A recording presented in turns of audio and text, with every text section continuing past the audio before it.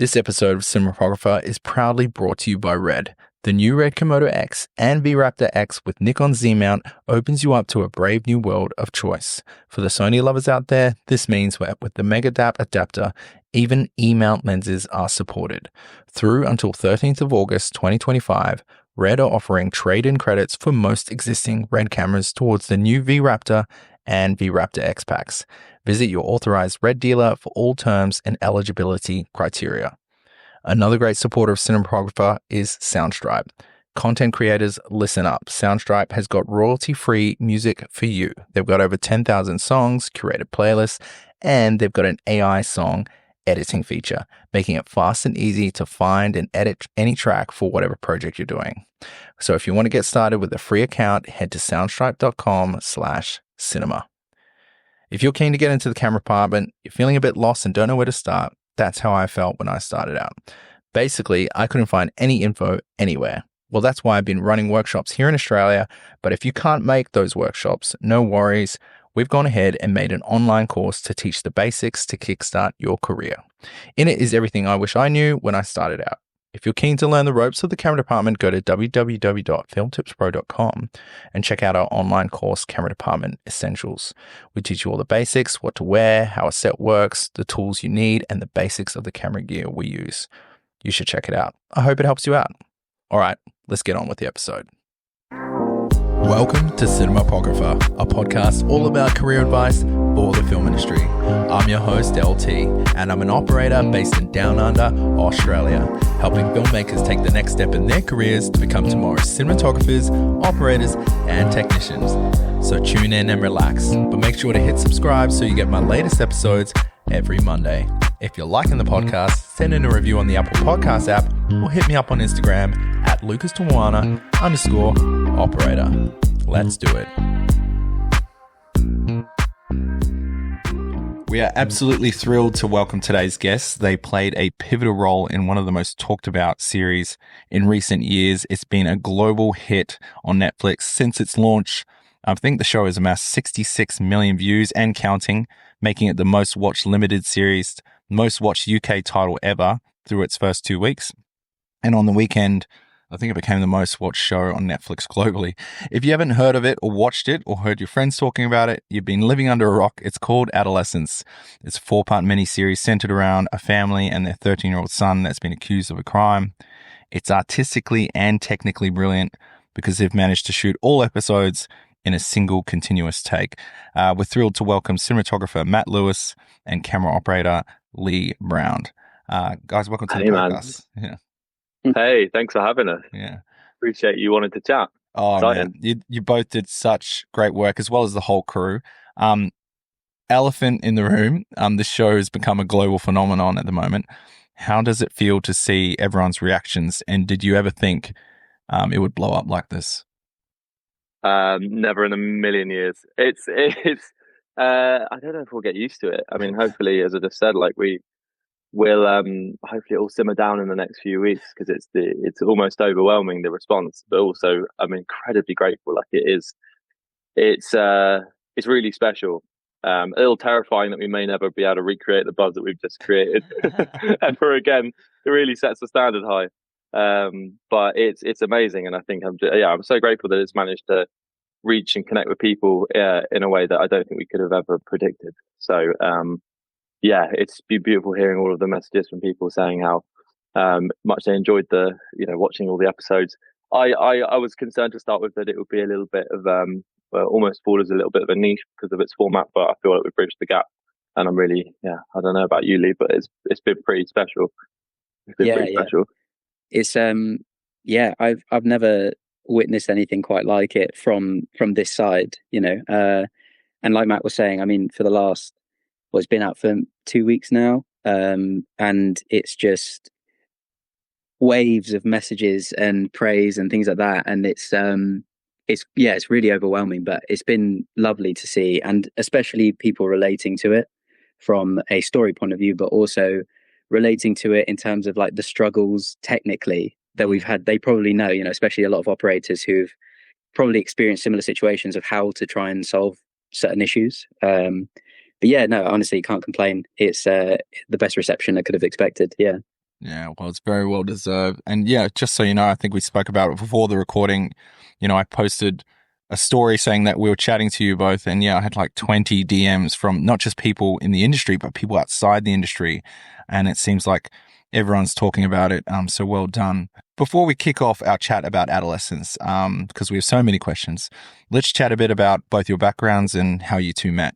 Matt, do you want to kick us off? Yeah, I can.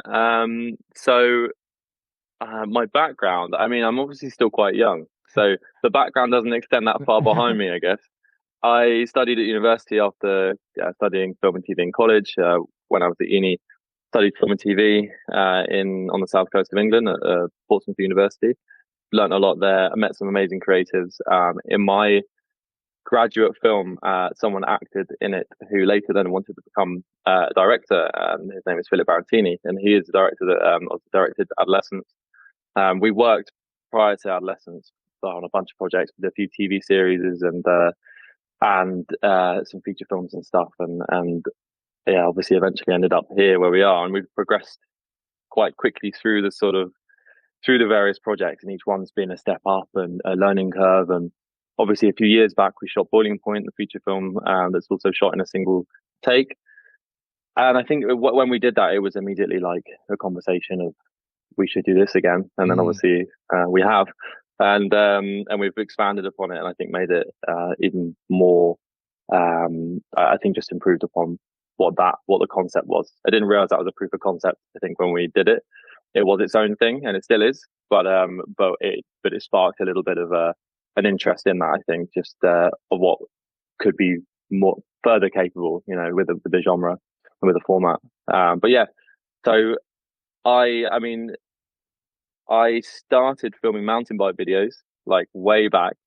So I always, I think, enjoyed a sense of movement, and I sort of understood a lot of what is capable in camera with movement through that. And then, extended that across the narrative work. And that's just been something we've been building on for years and years. And then that's why I think this is a sort of a strength of mine, dare I say it, because as much as I hate blowing my own trumpet, it clearly something has worked out. So I have to acknowledge that there is. And yeah, and I think I just really enjoy telling story through movement, and I think that's what we've seen sort of come to on screen now. So yeah, that's sort of my history is short, but and I've got, hopefully there's a lot of exciting projects ahead. So yeah, I think there definitely will be. I think you're getting plenty of praise, amongst here in Australia and around the world. So I think, if this is the start of the next chapter for you. And Lee, what about yourself? Tell us a bit about your background. My stories are even shorter than Matt, because I'm slightly younger than Matt as well. And so, I mean, I think in the creative industry, I used to act when I was in my teens and younger, and most of it was stage. But then I started to do short films, and I saw the camera crew, and I just kind of fell in love with that side of it. I wanted to be there. I wanted to just understand everything that they were doing. And pretty much from then on, I just started to try and work my way into the industry, which I think, as most people do once they get that bug and that buzz for it. And then went to university in Derby, and I met a few amazing people that I ended up shooting a lot of films with while I was learning to AC and be behind the camera within the industry. During that time, I started to learn how to Steadicam, because one of my lecturers used to be a Steadicam op for live football and things like that. And then so I did a course in London with optical support, which you might be familiar with. Yeah. And the guys really supported me from then on with equipment, rental, putting me in contact with people that could help me learn more about the art of Steadicamming itself and all these things. And then, so I worked on a lot of, I come from more of a commercial short form background, and I've always wanted to get into long form and narrative and things like that. But, just the way things panned out, that was my journey. And then, started to work with some really cool DPs from the National Film School, who were shooting short films, some that have won BAFTAs, some that have been nominated for different things. And I think that really gave me that leg up to meet people who were in the long form world, and other DPs like Matt. I mean, he might have another side to this story, but it kind of then comes to how we met, so off the back of one of these short films, I worked on another short, which had Pat Gillespie, who is the key grip on Adolescence, and he happened to be on the job. And he, I presume, spoke to Matt afterwards and recommended me as an option. But it was kind of a happy coincidence that I even met anybody from the Adolescence team that was soon to be. But I'll let Matt carry on the rest of that. But yeah. Yeah, I mean, firstly, I didn't know you used to act, Lee. That's no, that's where you get your charm from. But yeah, so that recommendation that came through Pat. I was looking for operators, and this is quite a unique operating job. My sort of immediate thought on who would make a really good operator for this is sort of someone who is reactive and has intuition with, can deal with changes, because I knew that it doesn't matter how technically good an operator could be, like in terms of following sort of numbers and remembering all the moves and getting the right headroom. I needed to be someone that could also respond and be on their feet if changes happen, because I just knew they would. Like, and it's tiny changes in scenes that you don't want someone to freak out and be like, oh, hold on, that wasn't what we were doing, or anything like that. So when I looked at Lee's work after Pat recommended, I'd seen a lot of his short form stuff. Was he had a bunch of sort of live music video, sort of acoustic ones where he was just floating around on a Steadicam. There'll be like a band in a room, that sort of thing. He's sort of floating around, and he'd perfectly hit the timing of like someone smashing a cymbal, and then he'd go over the guitarist for like the perfect bit. And I was like, oh, you know what? That's actually kind of what we need. We need someone that can read it, that can read. Not only he's probably heard the song once or twice, or if that, but he's getting a sense of it and he can feel the rhythm of the scene, as it were. And obviously, I saw that, and then I saw some other, of his short form stuff, and all of his moves felt very intuitive and like he was reading the scene. And so then we had a conversation, and it wasn't a super long conversation. I remember being really like, that day that I called him, my brain was frazzled from stuff we were doing in prep, and but we got along, and I got a real sense that he's a smart guy, emotionally intelligent guy that was going to be able to be a creative but also a sensible, reliable operator in this. So yeah, so he came and met the team, and we had a bit of fun with the 4D, which we'll get to, and I could tell he was up for it. So then I joked to him that if he wasn't up for it, and I found out in the episode, I don't know what I would have had to do. Maybe I would have had to fire him or something. but it was, I'm joking. We should have had a conversation about that. But anyway,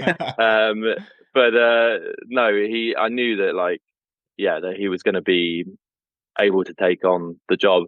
It's physical as well, so I needed someone that could run faster than me. And Lee's a speedy guy, so yeah, ticked all the boxes really from the start of prep, which was amazing. Yeah, I love that you said emotionally intelligent, because I think part of operating it's not just the physical stuff and the technical framing, but also having to read what's going on in the room with the actors. And I felt like throughout the show, like the camera, like I was just amazed at the timing and how reactive the camera was to what was going on. I was like, man, like this is an hour long. Like I kept saying to Gabe, I'm like, they haven't cut yet. Like this is just going. And anyway, it's so good. Well done to both of you. Matt, when did you and Philip start talking about this show? Well, ages ago, really, because after, as I said, after Boiling Point, I think there was a discussion, because Phil knows still Stephen Graham from their days when they used to be on Band of Brothers together, acting. So there was that conversation, like really, probably quite soon after Boiling Point, about where you go next with this. Once Boiling Point came out, and then people really enjoyed it, and it delivered the intended intensity, and didn't feel like it was pure gimmick, which is always a concern with something like that that's so niche. But it felt like it was well placed to tell that story, and it did it well. So then it was immediately, I think they were thinking about what more can we do with this, and where can we push it, and what other stories could it tell. in a way that, you know, justifies the format and it doesn't force it upon a story. So there was conversations, you know, probably up to a year and a half, 2 years before we went into prep on this, and they were writing it really early as well to try and, you know, Stephen and Jack and everyone to try and find what the story was. I don't know if they knew it was for one shots at that point, but in a limited series, what can you tell in a way that isn't, you know, I guess typical maybe as well for a one shot? Because I think when I think typical one shot, I think more movement based, sort of action based, a bit more physicality, more progression, a lot of walk and talks, a lot of that sort of thing, and this didn't have that, which was a little scary at times, but I think we'll get to that. And when we talk about the first episode we shot, yeah, we were talking about it for a while, so obviously there was no surprises for me because I was always talking with Phil, and so way out I kind of knew it was approaching, and but you know, until something's greenlit, you always the element of doubt. And then it was greenlit, and suddenly I was like, "Oh my god, okay, I've got to make it." You know, like maybe I should have been better prepared because of all of the conversations we'd had. But you know, there's so much going on, and I know how projects come and go and stuff. So, so yeah, it wasn't too much of a surprise, which was nice. Yeah. For some of our listeners that, you know, haven't seen the show yet, do you mind just explaining what Adolescence is about? Absolutely. So, Adolescence is the story of a 13-year-old boy who is convicted of murdering his schoolmate, who's a girl at the school. And across 4 episodes, we find out about the conviction, and I won't spoil anything. But then we go through, and instead of it being about who kind of did it, it becomes a sort of more of a psychological analysis of someone's what could lead a child to commit such an act. Over the remaining 3 episodes. Yeah. So, and I can't really say too much more about it without spoiling it, because I think it's nice to not know, but yeah. Yeah. There might be a few spoilers when we're talking about the technical part, but we'll try not to give it too many. Yeah. The show, you know, is brilliant. It tackles some pretty hard-hitting themes like parenting, misogyny, you know, knife crime, bullying, incel culture. It's really resonated with audiences, including us. You know, I think there's a lot of things that people can relate to. I'm curious, to have any of these themes resonate with either of you? I mean, something that really sat with me was that I went to an all-boys school in secondary school, and I think that's probably the prime place where you can expect this sort of thing to happen, because I think, you know, obviously the series itself doesn't necessarily touch on any specific reason why something happens, but you can definitely see more fragile situations where it wouldn't take much for that to occur. And I mean, I found in that school, it was very like testosterone filled, of course. There was a lot of, you know, this idea of what masculinity is, and I think people are finding their way. And I think that, you know, I mean, we didn't have any incident like what happens in adolescence, but I think you could see the recipe for something like that to happen. And, you know, at the time, I didn't really think much of it, but I think if I'd seen something like this and then, been in school at the same time, I think you'd definitely be wondering if there is anybody in this room that's capable of that, or anybody that needs that sort of advice or talk with either a fellow classmate or a teacher or somebody like that, just to kind of break them out of this cycle and vulnerable space. But yeah, I don't know if Matt, you wanted to say anything else, but yeah. I mean, I think generally over the last sort of 10, 15 years, you notice a push towards extremes in so much of life that's sort of, I think, exacerbated by the echo chamber of social media. And so I think it's hard to ignore or to not notice rather this type of behavior become more apparent, and you can sort of see why. You can see why people get pushed towards extremes, and I think that's a lot of what this show is about what the internet is doing to our minds and our young minds as well, especially like when you're that vulnerable at that age, and you don't know better. You know, I've just about escaped, you know, my childhood without the internet, to be honest, and to that, you know, to social media to that extent. So I feel really lucky because I don't envy that position of being a young person and having all of these inputs and having the comparisons that social media creates, the instant sort of gratification of scrolling and all these sort of things that change your brain chemistry. And I think a lot of that really plays in this piece. And I think hopefully that starts a conversation about how we better protect kids, to be honest. I think that's ultimately what it comes down to, because they can't, like, your brain at that age can't, doesn't know better, doesn't know it doesn't have any tools to handle it. And I think we need to know that and just go, well, okay, they can't help themselves in this situation. It's like you're getting them addicted to something and you're saying, oh, you try and get yourself out of it. Like, it's really hard. So yeah, hopefully it's a conversation starter. But I think definitely over the last few years, you've noticed that the push towards extremes within echo chambers. And I think that's, I think that really struck me with this story. As being something that's a little bit scary, but something that needs to be approached. Yeah. For sure. Yeah. It's been a great, conversation starter, but I think it's already starting movements. I think I read somewhere that there's a bunch of parents that are making a movement towards like no phones in schools in the UK or something. Yeah, I saw that. Yeah. There's I don't know if it's a petition, but there's a big group of people that have used this as a little bit of just to show the problems that it can cause having phones in school and at a young age. But yeah, there's been that. We had Keir Starmer, our Prime Minister, talking about it in the House of Commons, which is hilarious to me. Like, it's just feels like we're in a bit of a strain, like we're in a prank show and someone's about to turn around and say, "Oh, we're only kidding," like, this isn't real. But it's amazing. Like, it's so, like, once you get over the fact it's actually happening and it's your show that's being spoken about, it's incredible that that we're reaching that number of people with this, and that it's that level of conversation is happening even in government as well. And how special for you two to be on the cameras to tell that message to the world. I'd love to talk about, oneers, and, it's a very effective technique. And again, we've got a lot of range of listeners. We've got very advanced listeners and people in the middle of their careers. And then we've got probably people who might be new to the podcast and beginners. Do you mind explaining the oneer technique and why it's so effective?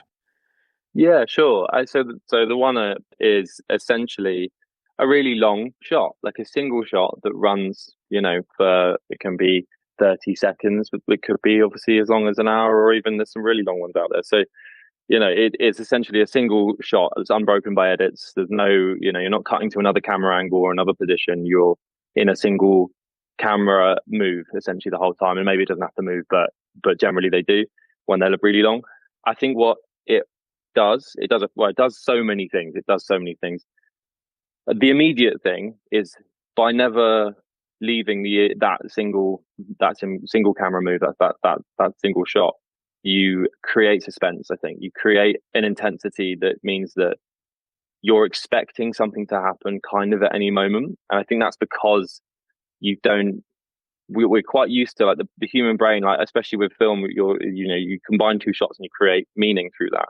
So you expect there to always be meaning when you're looking at something. So because you're expecting that meaning to be there, because the creatives are not chosen to look anywhere else, you're expecting something to be about to happen all the time. Like, there's always going to be, every corner you turn, you're thinking, oh, what's about to be around this next corner? Because we're still looking, like, we're still being shown this thing. So there's something about to happen. And obviously you want there to be things that happen, because that's a story, that's a narrative.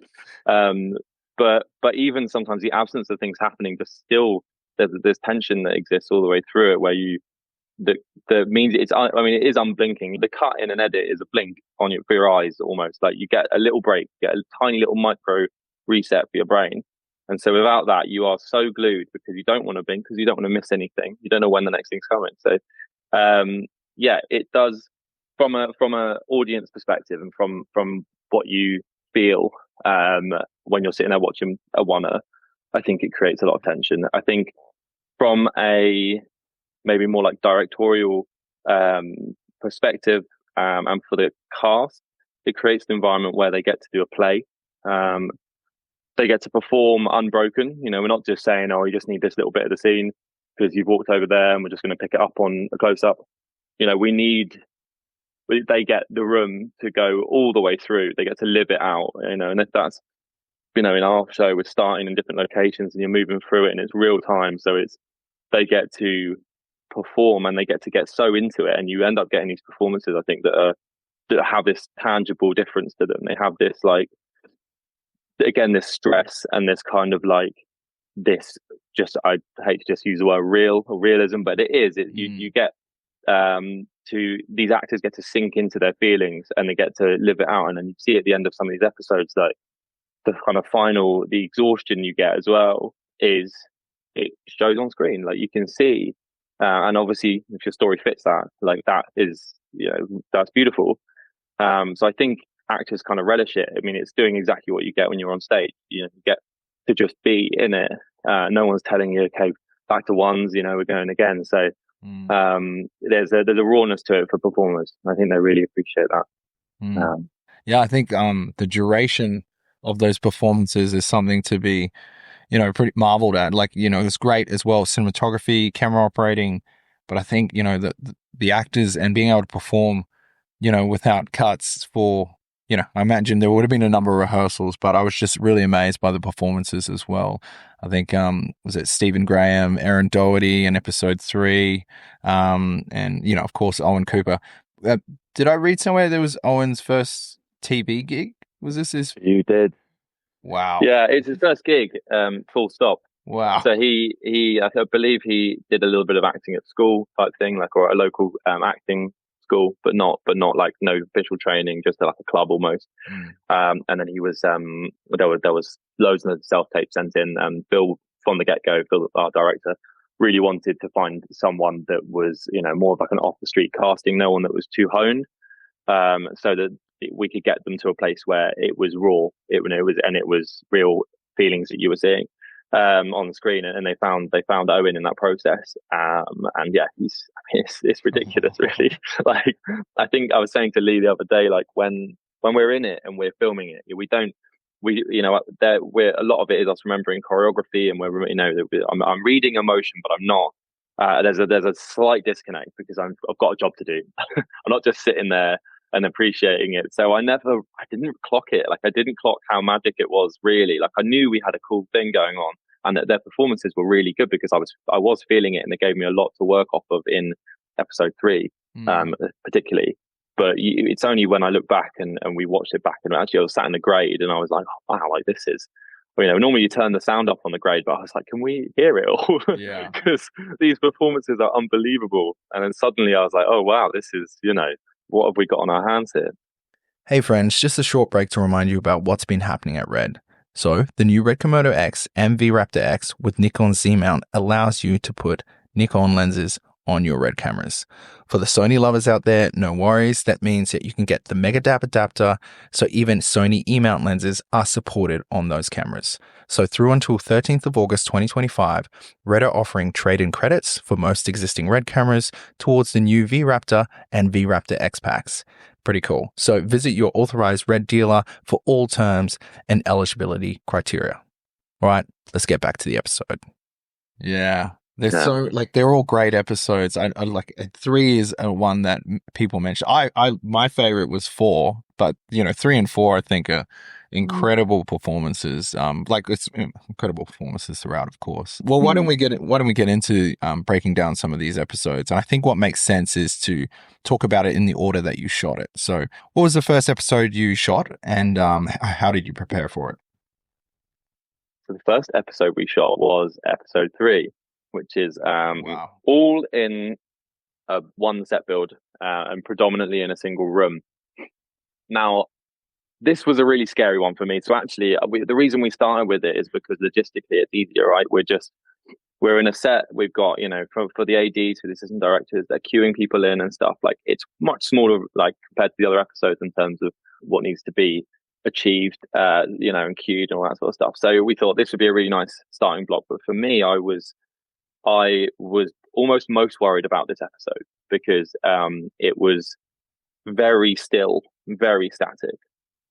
And obviously so much of it taking place in that one interview room, and they're sat down pretty much the whole time. And there wasn't, I spent a lot of time trying to push for a little bit more physical movement, more blocking changes, and there's moments in it where Owen stands up or somebody comes in and interrupts it and stuff. But and I was trying to wrap my head around basically how we approach a 1-0 where two people are sat at a table without repeating moves, without, just basically boring the audience or nauseating them, going the other way, and spinning too much and not matching their energy. And so I mean, I sort of regret this slightly, but at the start, I was like, I'll operate that one in its entirety because I don't see an opportunity to pass the camera off.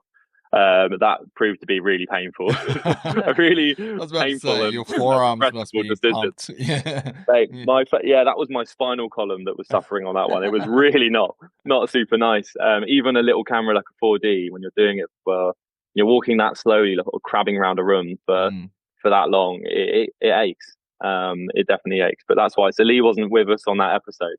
He just came in and looked at me and probably thought, what have I got myself in for? This looks horrible. And I was looking at him being like, help me, probably. But yeah, so the planning stage for this episode was actually, again, maybe slightly harder than some of the other episodes where it was more sort of moving of locations, where the blocking could have been clearer. This was so about the dialogue, and for me, that made it a little bit harder to mark where all those moves were, especially before seeing the performances. Like, I feel like I came into episode 3 the least prepared in a way. Like, I knew our approach. We tested. I knew the camera was going to need to move really slowly and really smooth, but I wanted it to be on the same camera so that there was consistency through the series.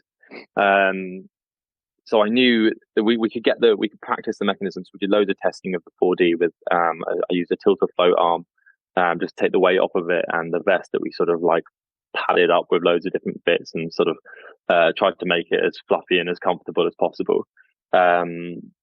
But it wasn't really until we got the cast in that I could really lock in all of the moves. Like, I had a roundabout idea of, especially the sections in the episode that were in the corridors and in the other rooms. It was easier to decide the blocking of those. I should explain as well what the process of blocking these will be. So in prep, I used Shot Designer, so to see sort of each set as a top-down view, and I'll animate all the camera moves all the way through.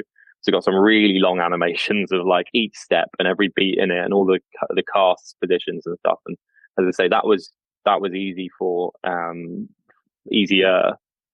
the corridor stuff. But when we're in that room, I was kept sort of, it felt like I was hitting my head against the wall because I decide stuff, but I could never be sure if this was going to work, and I was second guessing it, I guess, because if they came in with a different energy to what the camera was doing, it just never would have lined up. We needed to find, I knew that in order for this to be, for you to not notice the camera, because that's ultimately the aim, is to not notice the camera. It needs to be so well matched to the performance and to the energy in the room, and be obviously just connecting between people in a way that's really smooth. The way we rehearse these episodes as well is we have two weeks of rehearsals. The first week is sort of more on an iPad, sort of moving around, as in like I'll film on my iPad instead of picking up the camera, just to get all of the individual beats down. The second week is more technical rehearsal where we'll do it on camera, and then the third week is the week of shooting. So we did 2 takes a day for 5 days, so we get 10 takes minimum. But that was but occasionally we had false starts where we'd need to reset. So that's why a few of our take numbers are longer than 10. But yeah, really that episode came alive once we got the cast in on those rehearsal weeks, because they would come in and to be honest, I would just be there the whole time with Shot Designer open, re-blocking the scene, watching the action. They were working out the blocking. I was working out the camera moves. I'd just be constantly chiming in the whole time with like, oh, just so you know, like, in order for the camera to get from here to here, we might need a little something there just so that we can see. So whether that's a look or a gesture or someone said something and I can go find that, but ultimately limiting how much the camera is moving by itself was always the key. Sort of like, it always needed to have a motivation to do anything, to be honest, because I never wanted it to be like a camera that had its own ability to look around the room or make any decisions.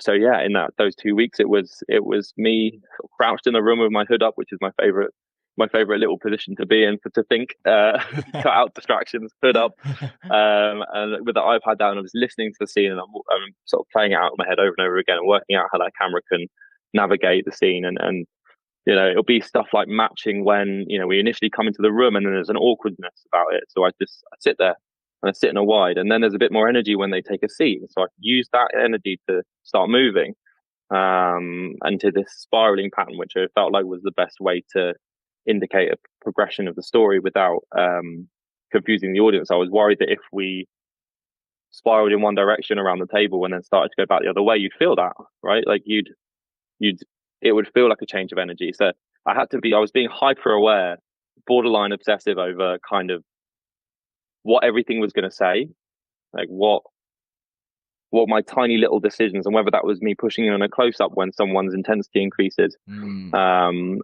then finding a way to navigate pulling back out without it feeling like we're leaving the scene. Because that's another thing.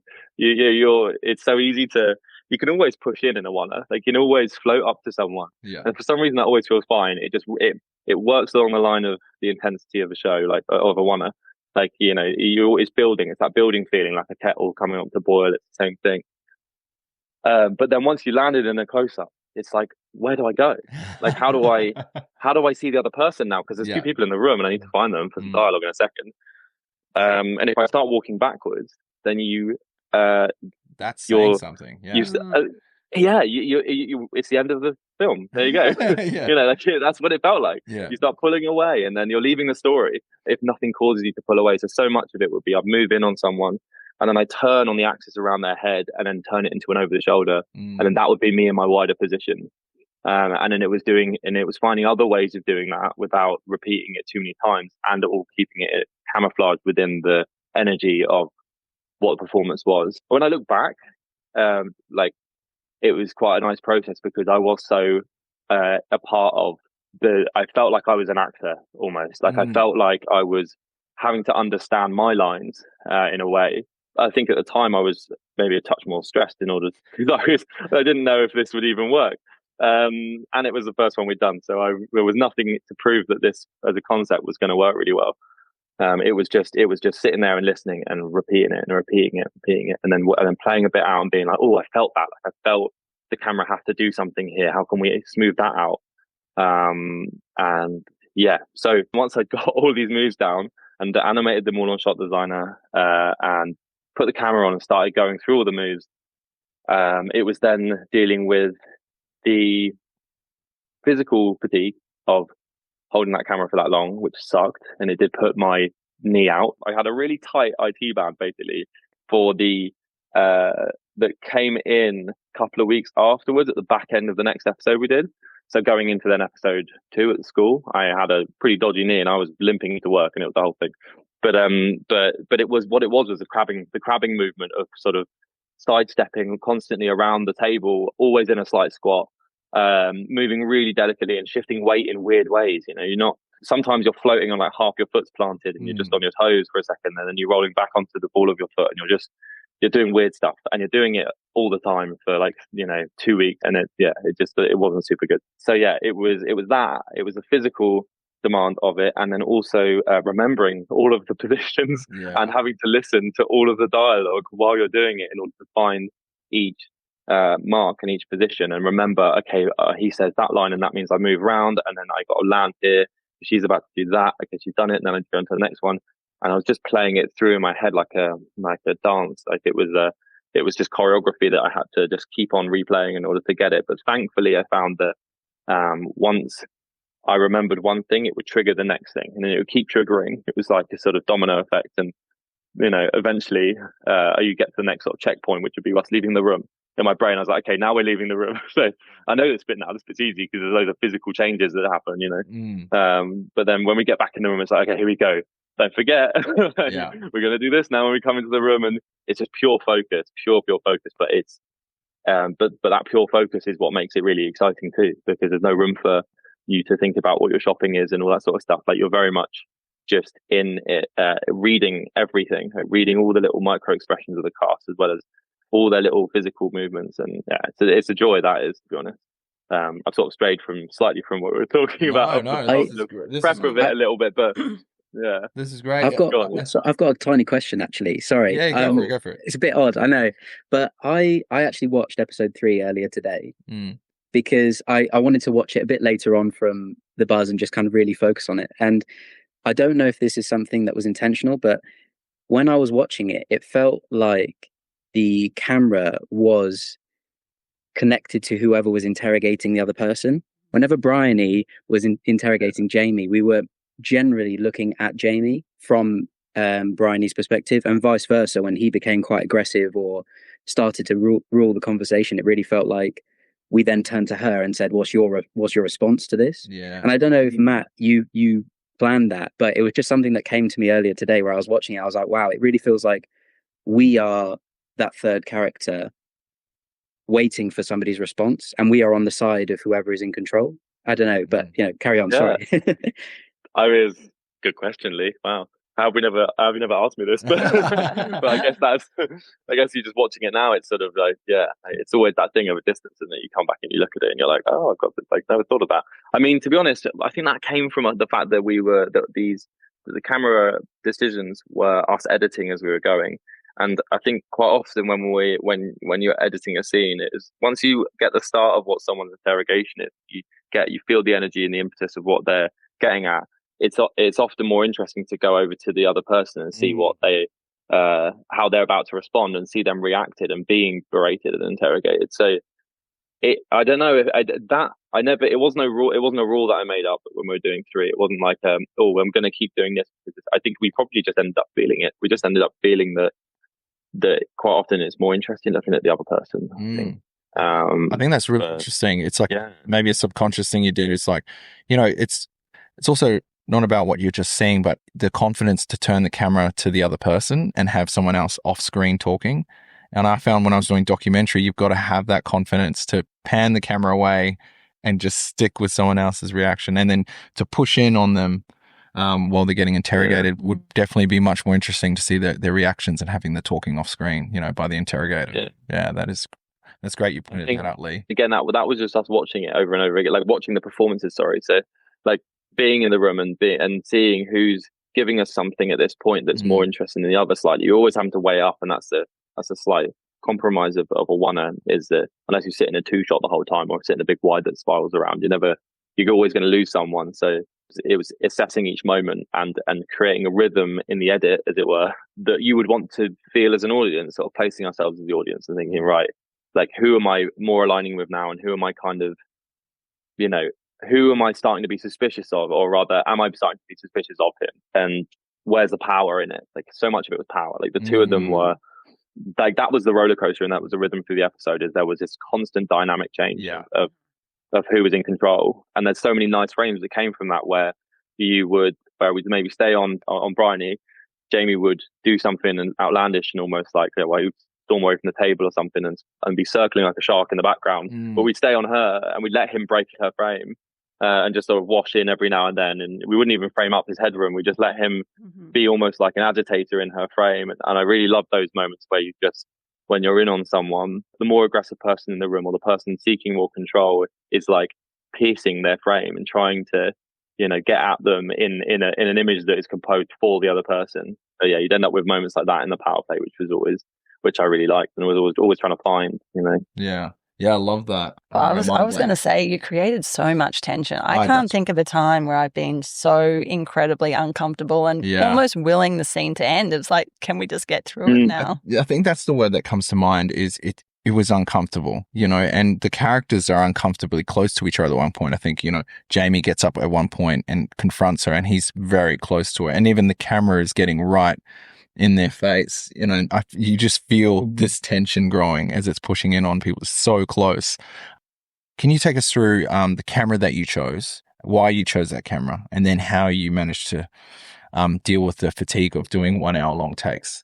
Absolutely. I mean, so 4D was a suggestion again by Pat, the grip. So he actually has a lot to answer for, lots of positive things that he brought to us. He brought me Lee and he brought me the Ronin 4D, because before his suggestion, we were looking at other combinations of camera builds, and obviously the the primary thing was about how it moved. I knew that, that was how we were going to tell the story in the best way, was its movement, and we always wanted to be stabilized, because a thing that I didn't, not that I didn't love about Boiling Point, it was a very different thing, but I wanted this to not be as handheld in feel and as potentially nauseating at times. I didn't think that it would translate well into a TV format, having like a real choppiness for the image. I think as an indie feature film, you can get away with it, and the audience is maybe expecting that more. But in TV land, I didn't think that where the audience is potentially broader, that would land super well. And I also just thought it limits your storytelling options.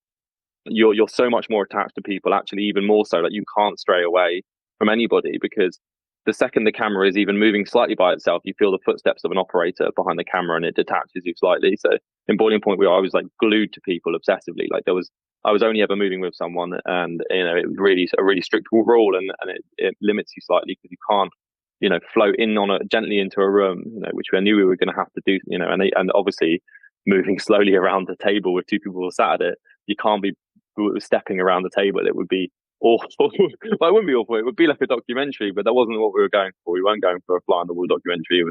Because it would have been a strange, I think, in between genres, it would have felt like it never really landed on anything. So we were looking at, to start with, like a traditional cinema camera. I think we were looking at like a mini LF or something on a Ronin 2 to see how that would work. And Ronin 2s are great, but they have their limitations when it comes to, obviously they are heavy. They're really heavy gimbals. I should also point out as well, like, we looked at Steadicams to start with, and I think immediately it was apparent that the length of the episode, it would have been almost impossible, like, for an operator to do it for that long, any of the builds. So I didn't think we could go for like a big setup. That sort of ruled out Steadicam, and the Ronin 2 being really heavy as well was a real concern. And we were looking at suspending it on like a ready rig or an easy rig or something similar. But then you've got doorways to deal with, and you have to sort of squat equally down while you lift the camera up at the same rate that you squat. It's a whole thing, and then you're worried you're going to knock the top of the ready rig, especially if you're tired. And then also just operating the thing, if you're push panning, you have to really push this giant thing around. If you've got it in this sort of donut ring, you're pushing it around a lot, and so you're at funky angles to a monitor, so you can't see the monitor super clear. And then you end up with just so many potential issues. And for something that didn't need to last as long, obviously Ronins are great, but I think in this scenario, operating it and over a period of time, you run into issues, and also you can't hand it off. Like, it'll be attached to an operator, so it limits creatively what you can do with interesting camera moves. Let's say we'll get to. And then we also looked at the creator rig, I'll call it, which is the FX3 on an RS3.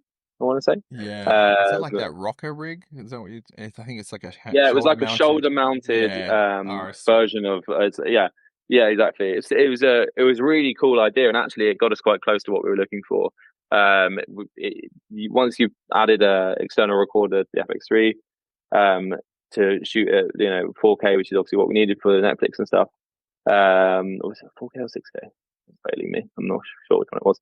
Anyway, you've got your external recorder, which is adding more weight, and it's sitting up on the shoulder, and it was pretty good. It's like actually quite a good option, but it still because it was on the shoulder and had to kind of stay there. You could hold it out in front of you for a moment, but it would be precarious at best. You run into limitations again. We also looked at, and I wish I could remember the name of it, these handheld hybrids that are sort of like they used it on The Last of Us. I've forgotten what it's called. I don't know if you can help us there, but it was like it sits on a sort of rocker. The ZG. You put the camera on the ZG. The ZG. Thank you so much. Yeah, there we go. The ZG. We looked at the ZG as well, and we couldn't it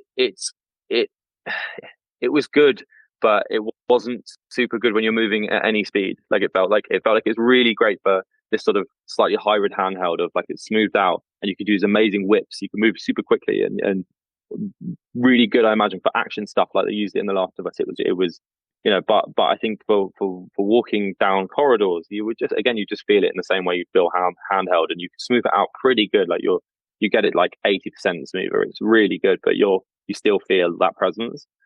And then so then the 4D came about through the recommendation, and immediately I'd heard of it before, and I don't know if maybe other people had ruled it out, and I'm not sure why. Maybe because it looks like chicken. And I just thought, it can't be of serious merit in a way. Like, it looks so ridiculous. Well, I call it the chicken camera as well, because there was a few memes going around about the chicken head staying still, and I was totally. like, it's the chicken camera, but yeah, it's 100% the chicken cam. Like, it's the most natural name that anything's ever had. And sorry, and we brought it in, and honestly, like the second we picked it up in testing, I was like, oh wow, here we go. This is crazy. Why didn't we look at this earlier? Like, and then I fell in love with it straight away. I mean, some of the features, the reasons I fell in love with it, were the Z-axis, huge thing that it's got, which is the fact that it can stabilize your up and down movements. So immediately smoothing out even fast sprints, which we used a few times, it smooths them right out, which is crazy. The controls as an operator are really intuitive. Like the push pan on it is fantastic, and it's because it's so small and it's just out in front of you. You can move it in ways that you can't move a bigger gimbal. So it's a really natural thing to learn. We felt, and it always looked really natural as well. Like when we were looking back at the footage, it was like this crazy, like just slightly more advanced gimbal look. It was just smooth, like butterly smooth, and it still had like an organic feel. It wasn't like a little bit robotic and twitchy. It was like really smoothed out. And with a bit of our like settings down the line, we got it to a place where we were super happy with how it looked. It had like 1 terabyte cards, and so like storage on other systems were also a bit of an issue. The battery life was great. Like we didn't have to run any additional sort of power supply. We were good to go. I think we had like a battery belt kind of backup thing that we were looking at, but we didn't need to use it. We could last for the hour and a bit, or probably like an hour and a half. I think it had on the batteries. And obviously one of the hugest things with a 4D is it's that you don't have to have it attached to you. It's small enough to hold out in front of you, so you can hand it between people. Thankfully, we did this testing like super early in prep. It was probably like 10 weeks before we were shooting, maybe earlier, probably maybe 12. And immediately it was like, oh my God, like any plans I had of how we might be able to move have just changed, because we can move in ways that like I didn't know we could have, achieved. I.e. handing it through windows, or like flipping it to different grip equipment, whether that's a drone or a tracking vehicle or whatever. It had all these options suddenly that were just opened up wide open. The limitations with it were that we had, you've got your sort of, and one other thing as well was positive before I let go and stop being a little fanboy, is the you press down this button called sports mode on the side, and I think it's intended for whip pans, sort of to lock the gimbal temporarily and pan. But you hold that thing down and you've got this lovely handheld look. It's like a sort of, how you do it keeps, so it blends between gimbal and then locking the gimbal just like really well. So as long as you get the timing right of when you release the button and aren't midway through a move where you might see a little click as it re-engages the gimbal, it's crazy. You can go from just a pure like beautifully stabilized gimbal shot into like a handheld variant where the only thing that's not pure handheld is the horizon is leveled. So I mean, which is right. probably the hardest, like the least favorite part of handheld anyway, unless you're loving your handheld Dutch all the time, So with the lenses, you had a bit of a weight restriction on the gimbal. I think it's like 1.1 or 1.2 kilograms of weight that you can put on that head before it doesn't really like you very much and starts to misbehave. And I mean, when you've got the Z-axis on, that is, I think without the Z-axis on, you can put a load of weight on the gimbal. But obviously, we wanted the Z-axis in play for a lot of stuff.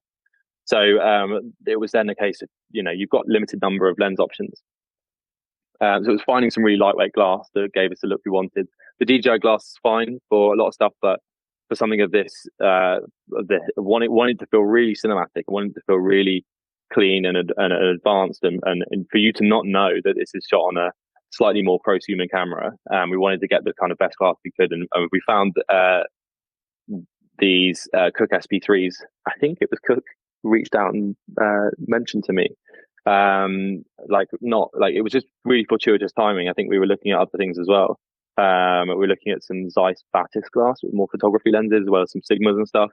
And then the SP3s came about, and again, straight away put those on, and I was like, these are brilliant. Like suddenly, the sensor is capturing images that it didn't, compared to the DJI glass. I mean, obviously they're great lenses, but it was a totally different looking show. Suddenly, the distortion was, really, really minimal on the wider lenses, and they look beautiful. So yeah, it was finding lenses that worked, and those ones really sat well. And then there was other issues which I think we'll talk about when we get to our outside episodes with controlling exposure, because there's no internal control of the aperture or focus on the SP3s. And I didn't want to change the aperture anyway during episodes. In episode 3, we didn't need to. We just set it to 2.8, which is where I wanted to sit, to give my focus puller a fighting chance, but also for it to have shape where our lighting wasn't going to be able to give it shape. So that felt like a nice mid ground. So in episode 3, that was fine, and so our control on the lens was focus. But then once we got outside, we had to work out another way of controlling exposure, which ended up being a variable ND filter on the front of the lens. But essentially, in testing, we found out that the weight of the lens on the gimbal gave us enough wiggle room to add that just about, and we got to, I think we were like 958 grams or something on the head, which meant we weren't overloading it, which is amazing. But yeah, so there was just tons of strange problems that we had to try and work out, and thankfully once we found this 4D, it was very much okay, this is the way we're going to do it. We can't not do it now through this. There was other compromises in that we couldn't shoot ProRes XT because I think you get 37 minutes on the card or something like that, so we would never have fit an episode in, which is a weird thing to say, but you wouldn't have. And so we were hopping between RAW and ProRes 422. Yeah, so each of those offered us slightly different durations. 422 was like a backup.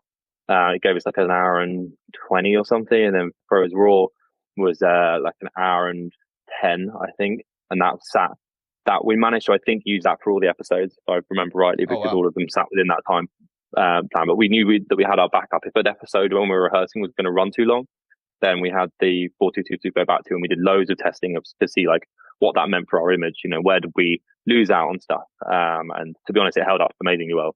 And once we knew that it suffered in the shadows, like if when information was gone, it was just gone.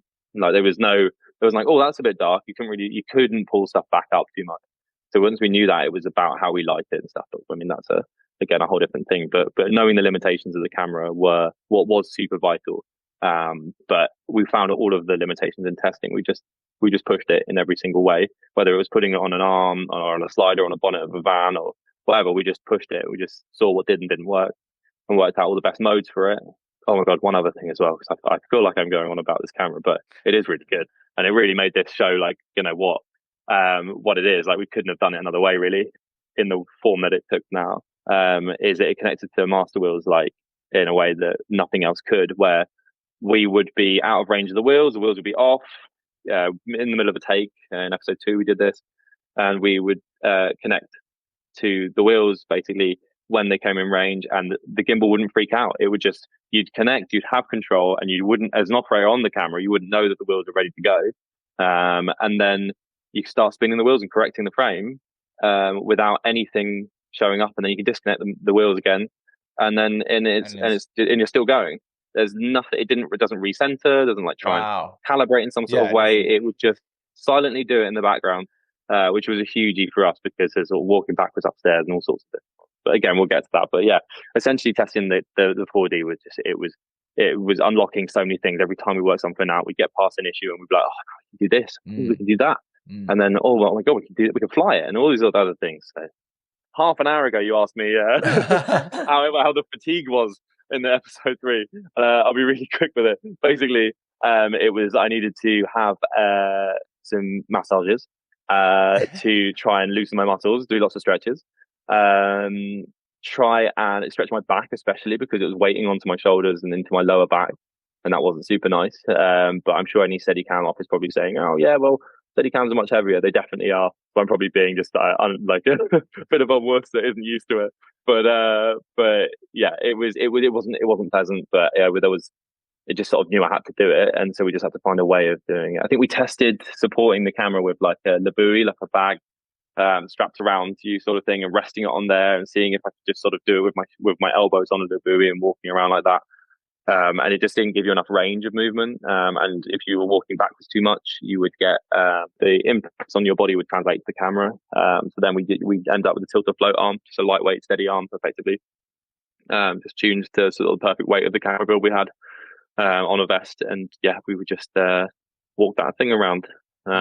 We use it in some later episodes as well, where I put it on at the end of the first episode in the interview room at the end, and then we slot it onto the tilter arm after Lee's had his section on it, one of his sections on it, his last section. He would hand it to me, slot it on a spigot, and then in we go into that room. So just for the longer sequence in that, it was really useful. But at 3, it was vital. But yeah, there you go. I feel like I've just chatted into the ether for way too long. That's all right. There's so much. Exciting, there's so much detail involved. Hey friends, just another short break. So as you know, I'm an operator, but also create a bit of content on the side for my socials and for this podcast. Lately, I've been using Soundstripe. So I've got a pro account and I think they're pretty cool. So if you've ever created something and looking for a song track, or you needed sound effects, or you had something, you put it up, didn't have the rights, and they've had to take it down because of copyright material. So that's where Soundstripe comes in. So they've got over 10,000 high-quality tracks, including music from Grammy-winning artists.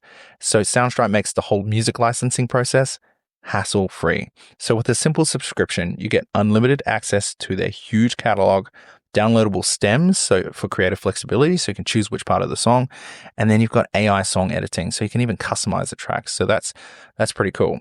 We all know how long it takes to find the right song for your edit, but not with Soundstripe. It's just way easier. Plus, it integrates with Adobe Premiere Pro, so the whole editing experience is way smoother.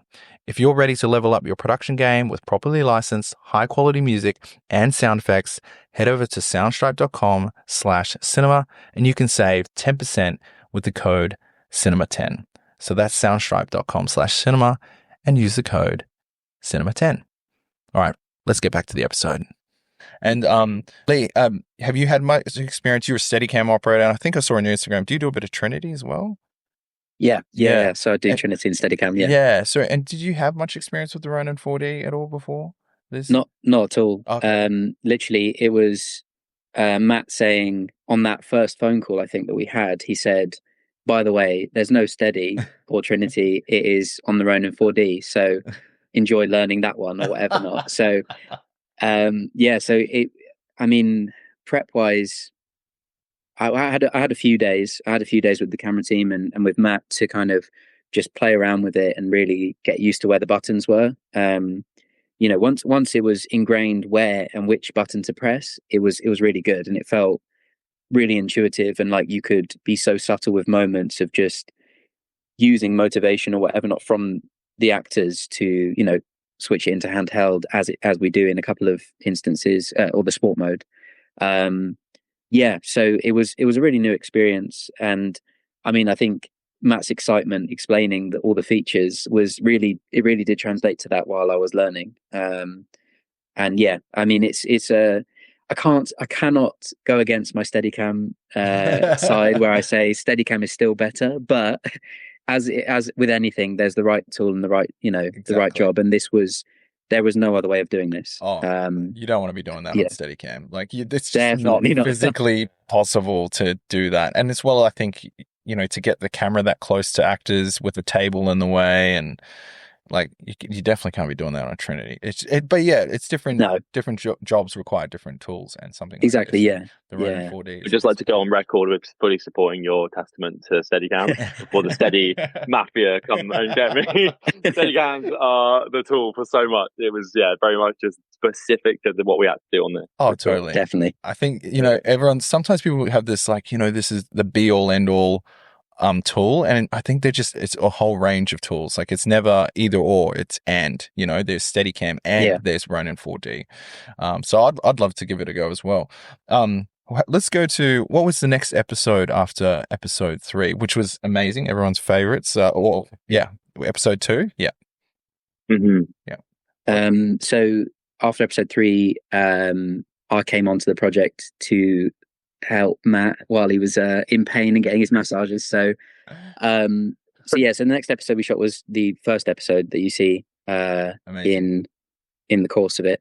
And I hope he doesn't mind me saying, but I think that episode 1 was like the true telltale sign of whether we could pull off something that was, I guess, never seen before, really. That intro where, Matt starts with the camera and establishes Ashley Walters, and then we, go to the car and into the side window, and at that point we're connecting it to a crane arm, and then we move off and suddenly the camera's floating, and all this stuff. And I think it was a lot of a big test of our relationship between operators, but also just as a whole crew. You go from a controlled studio environment to something that spans over a 5-minute drive, with location based movements and roads, road lock offs into a studio. It really was a challenge, I think would be safe to say. But with episode 1, we started testing a lot of things prior to even the rehearsal week, like the driving section, and testing the wheels in terms of the range and all these things. Because during episode 1, we're dual operating at points where the wheels are on and Matt's taking the camera off the crane to go into the house. It flicks into sport mode for the raid section and things like that. So from a technical standpoint, I think it was quite a challenge just to make sure everyone was on the same wavelength on that side of things. But I'll let the boss continue with it. I just want to know, with that opening scene, because it's so intense, it starts with a phone call, and then it's all of a sudden it's then it's a whole convoy of police vehicles, and then so who started with the camera, and then it went to a crane, and then went to Matt? What was the order there? Because it's a whole choreographed dance. Yeah. So Matt starts with the camera in hand, and then as he's walking towards the side of the car, I take over on the wheels with pan and tilt while he focuses on lining up the magnetic plate, which we connect to on the crane. So once we get to the side profile of the two actors, it's connected on there. Matt's run off into a car, which has driven him another route up to the house. Wow. So as we move off with the convoy, I'm controlling it on the wheels. We've got Pat, our key grip, and Pete, who are controlling the crane as we drive off. And so we drive along. Matt comes in and runs and takes the camera off the crane once we arrive with the SWAT team. And then as he's moving up to the house, we're just basically straightening up the camera before he clicks it into sport mode and then enters into the raid. So yeah, it's a bit of a handoff situation right at the beginning. And then while Matt's in the raid doing all of that, I'm unclipping myself from that vehicle. I'm getting inside of the other custody vehicle so that when Matt comes outside and passes the camera into the vehicle for me, I'm ready to go. And then I set off with the 3 actors in the vehicle while Matt is in another vehicle going ahead to take the camera from me once we get to the custody suite, where he then takes them inside. Yeah. Wow. So you're just leapfrogging ahead, but using crew cars to get ahead of each other. That would have been such an adrenaline rush. And yeah, definitely. Yeah. You feel like you're in an action movie. Because it's just being, especially like then at the start, like hopping into that unit driver's vehicle and whizzing up to the house. You had to whiz up pretty quickly because obviously the convoy goes quite at a good speed as well. So you have to be there and be ready. And that side road's all locked off, but the unit driver was going at a good speed to get there. You're holding on, and it's exciting, isn't it? Like you're in the middle of something pretty cool. What was weird as well in that is because it was the first time when we were doing in the shooting schedule that I wasn't operating sections. I had more time to think, which was actually, I started to realize in that episode is horrible. It's horrible because then you start to overthink because you're thinking okay, here we go, here's the camera's coming. Better not like have greasy palms and slip and not try to hold the camera properly or whatever and fall out my hands. Like, it opens up sort of all of your inner thoughts. But yeah, I mean, that episode was it was a true test, wasn't it, to start with? Like, I mean, and then to start the episode with sort of 3 quick leapfrogging moments, sort of back to back, or maybe 4. Yeah, there was, but it also kind of, for that episode, in a way, like the more complicated, logistically as well, with queuing all of the action vehicles, and the getting the crane move right, and just all of the timing at the opening was also where it was most likely to fail. So in a way, when we were doing it, if the first few minutes didn't work, it was quite a quick reset. We didn't have to do that too many times because it did work, but sometimes that the SWAT team van would just pull in a bit late, and you were kind of immediately like, oh, we need to call cut here. Like, we know that is not going to be something we want to use because we were waiting for them to arrive and it needs to feel really slick. So yeah, it was there was only a quicker reset at the start of that one. Sorry, something I was just going to add is with episode 1, especially to make it feel fluid, there were a lot of points where we would rehearse very specific sections. So, for example, like when we come out of the house and we're just about to enter into the custody vehicle. I remember on maybe the first rehearsal week or the tech week, they would pretty much time us from the point the camera is about to enter into the vehicle, that all of the sound people, Matt, all the tech vehicles, everyone was ready to move. Because obviously if we were too long logistically, then the scene inside of the vehicle would take too long to start. Right. Yeah. So we'd almost rehearse these tiny logistical sections just to make sure that when it came to actually shooting it, it was as slick as Matt was explaining before. Wow, because that's all happening. Everyone's hopping onto like a crew bus almost to stay in range with like sound equipment and focus pullers and stuff like that. Wow. I do have a question about like where you shot it, and it's also like you had to drive a significant, like, what was it, 5 minutes or something to a set. And I imagine, was the jail a set build, or was that it's just a big it's a large place to sort of move across as a film crew, like, and that's a lot of lockdowns and things like that. How did that work? So I mean, obviously finding that location was half the reason I was brought on so early in the production. Like, when location starts, normally the DP doesn't start for quite a while after, but with the conversations about how we approached this, I was like, I need to be there from the get-go, because certain things with the locations are going to run into issues. The camera, we can all talk about even before we start and work out, okay, why won't this location work? And obviously quite a big thing with that location was the timing of its distance. So the house location, the timing distance from the house to the police station. We sort of knew very broadly from the get-go that if we found our stage to build the police station in, which, because we always wanted to do that, we just briefly looked at police stations, but you're so limited in the layout of them. They're really hard to navigate. You've got concrete walls that are a pain in the arse. Like, you've got all sorts of issues that you're going to run into. So we quickly steered towards building a set build. And then it was like, right, if we occupy a stage in a big city, then you're going to have issues with road lock-offs. If you find a stage in an industrial estate, like a really big industrial estate with very little residential areas around us, you're going to have a really long drive. So we found this place called Production Park in South Kirkby, which is near Pontefract, which is near Sheffield, in the sort of northeast of England. And essentially, there's a small industrial estate in the middle of a fairly sort of suburban sort of feeling town. It's really small as well, so there's not a lot.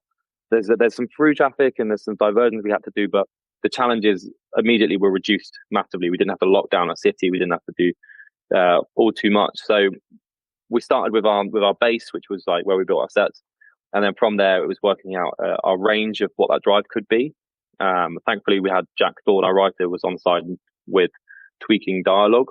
So he was really receptive to us being like, okay, look, the drive's going to be this sort of length. We might need to change some stuff. And didn't have to do it too much in this episode, but it was a little harder in episode 4, but we did have to do that. And then, so we used that radius to sort of knock on all these doors and have a look at all of these houses. And we looked at so many and I was there just trying to work out, like, how can the camera navigate up these stairs, for instance? That was always a real tricky thing, was that a lot of the stairs in the area were quite narrow and would have like a high banister where your elbow would hit and stuff. And I was just like, it's going to be really tricky to navigate. And so we found this house that was perfect on a T junction as well, which is a really lovely way to approach the house in our convoy sequence. We thought that would be quite a spectacle to sort of rush up to a house on a junction like that. So yeah, we found that one, and it was a 5-minute drive to the stage, and then the locations team were trying to work out then how we approach. We can't. It's still quite a long. We're still going down the main road in the town, turning into our industrial estate. Like, you didn't want to be locking off the road for like absolutely ages. So it was, we had like tons of marshals doing temporary lock-offs at every junction. So we had there's probably about 12 positions, I think it was, something like that. Wow. Of marshals, all with their stop and go signs ready to stop traffic, and that was all queued just before we get there. Locations would go ahead because we had like a limit to how long we could stop for. It was only it was like 5 minutes really. It was a limit every hour, I think it was how they worked it out. But yeah, so it was a real just having loads of marshals. There was quite a bit of painting out high vis jackets in post because they had to be on the road. They had to stop the traffic, and so it's slightly unavoidable that you're going to see some eventually. But yeah, so that was essentially how we got from A to B in that episode. And then sorry, to get into the police station, which is quite an interesting little bit, is that we obviously we didn't want to approach the police station. It looked like a studio. So would have kind of thrown the audience a little bit. Maybe if we just put a big police badge on the side, or maybe we could have sold it. But it was a giant silver box. You would have been like, oh, that's a film studio. So we built a little carport, so a sort of like a garage, essentially, just flats out in the car park behind, or in the loading bay behind the studio, and we built a corridor through the loading doors, which is the one that they beat through and is going into the police station. You're actually traveling from outside to inside there, and then while that's happening, all the crew are jumping out the minibus and getting inside the studio before they lose signal. So, well, not all the crew. The video band stayed outside, but our focus puller and anyone else that needed that immediate signal would travel in through some additional doors next to them. But yeah, essentially we're just driving into a loading bay and then going in, but we just fabricated it all and built three sides of a carport, and then made sure we knew where we were looking, so we didn't see anything that looked particularly filmy. Put some police cars out the front, and then suddenly you go, oh well, I've just seen we've gone past a couple of police cars. There's like a concrete wall back there, and then we're inside a garage. So this all makes sense. Like, you're not going to question it. So yeah, it worked. I was convinced. There's some, incredible moments in there. I think, well, the whole police station was just kind of frightening and confronting. To see the process of being put into a police station as a young boy. I think also when he was getting strip searched was particularly powerful when it's on Stephen, while you're hearing the dialogue. And there was a moment with Stephen as well when he says he doesn't know what he's doing. I thought that moment broke my heart. They've just had the interrogation, then his dad comes out and speaks to the lawyer and has that real vulnerable moment that, he doesn't know what he's doing. That really got to me, that bit, to see, a dad be scared for a moment. Yeah, it was awesome. So with the police station, was it mostly yourself there, Matt, as a sort of single operator, or was it like a dual operator sort of mode at any other point during the police station? I was very much dual operating in the police station. Nice. Quite a lot, actually. I don't know do you remember how many handovers there were in the police station? I think I added it up. I think there's something like 12 handovers in the whole episode. Wow. So I guess like once we get to the police station, there's was it 1, 2, 3, 4, 5, 6. There's probably about 10. There's probably about 10 handovers in the police station. Wow. Some of them are for logistical reasons. For example, when Mark Stanley, who plays the lawyer, comes into the room, we go over the custody desk. Yeah. So that's a handover between us. But also, I would say, like, because obviously we couldn't have like the tilter arm or things like that on us the whole time just because of these handovers, I'd say our operating range varied from about 5 minutes to 15 minutes of holding the camera. So it was partly a fatigue thing, partly a logistical thing because of actually having to pass the camera over objects or in various ways. Was there a certain technique to handing over? Was it just like someone's holding one handle and just someone else grabbing the bottom and the other handle? Or is it just however you could make it happen?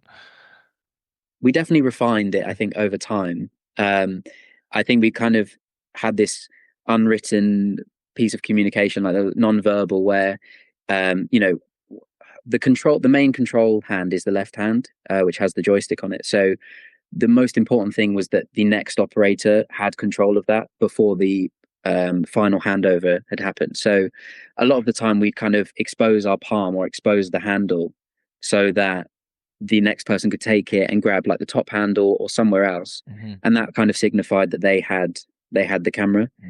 Because it was a very tenuous and like a difficult handover, I guess. You wanted to make sure that they were as smooth as possible, but I think over time we got better, and it just became supernatural to get these handovers done smoothly. I think because it's not like a lens change where you can say mine and yours, like you kind of kill the scene if you're just like mine, yours. It was so much done by feel and by like feeling the weight of the camera, and us just practicing, just knowing like some of the handovers were like you had time for to almost see that the other person's got both hands on, like a top handle and a side handle. But then one of them, when we follow Faye Marseille's character in the police station through a door, and that handover that happens because I think it happens because I wanted to do the next section. Basically, it was kind of that one was more of like I really want to operate this bit. Some of the handovers were like that, where it was just like like I wanted to do a section, or Lee knew a room really well, and we were just like we'd sort of just discuss it and work out who wanted to do what. But that handover was so quick. Like I would come in walking already, and it was like you'd just be holding it, and I would just grab it and move like straight away through the door, because it was a tiny little opening that we had to get through. We didn't want it to be like an actor is like holding a door open for the camera. So it needed to be. She slightly throws the door just a little bit, kind of in a sort of dismissive way, and we just have to nip through that gap, and so it had to be quick. So that was almost that was one of the hairier handovers, I think, because that one is, I think it's in some of the behind the scenes videos, and it basically looks like I'm just running at Lee, and I just grab it often, but somehow we made it look smooth. I think we were just in tune with each other a bit there. Like an F1 pit crew, just like yeah. I made the sound effects too. I got a few camera assistant friends that when they saw that I was gonna chat to you both about just some technical things about. Okay, first of all, the variable ND, was that done remotely or was that done manually when you're going inside to outside? Also, focus pulling, how did they maintain signal? For the focus pulling. Yeah, not easily. So the variable ND. So I guess we'll start with the focus puller, because that links with the video team. Because so another pro to the Ronin 4D, here I am getting my commission apparently, is the DJI transmission built in is unreal. It's really good. Like it's so good. So we didn't have to add any weight with like adding additional transmitters. And I think there's like a tiny bit more latency than maybe other systems, but the range is crazy. It's really good. It still meant that our focus puller was mobile, so they were when we were in the house in that episode, in episode 1, he was at the bottom of the stairs or just outside, to make sure that we could just get through the walls and stuff, and just didn't get anywhere near losing signal, just so we had the best chance possible. And he was in like follow vehicles at different times. He was just always moving with us, basically.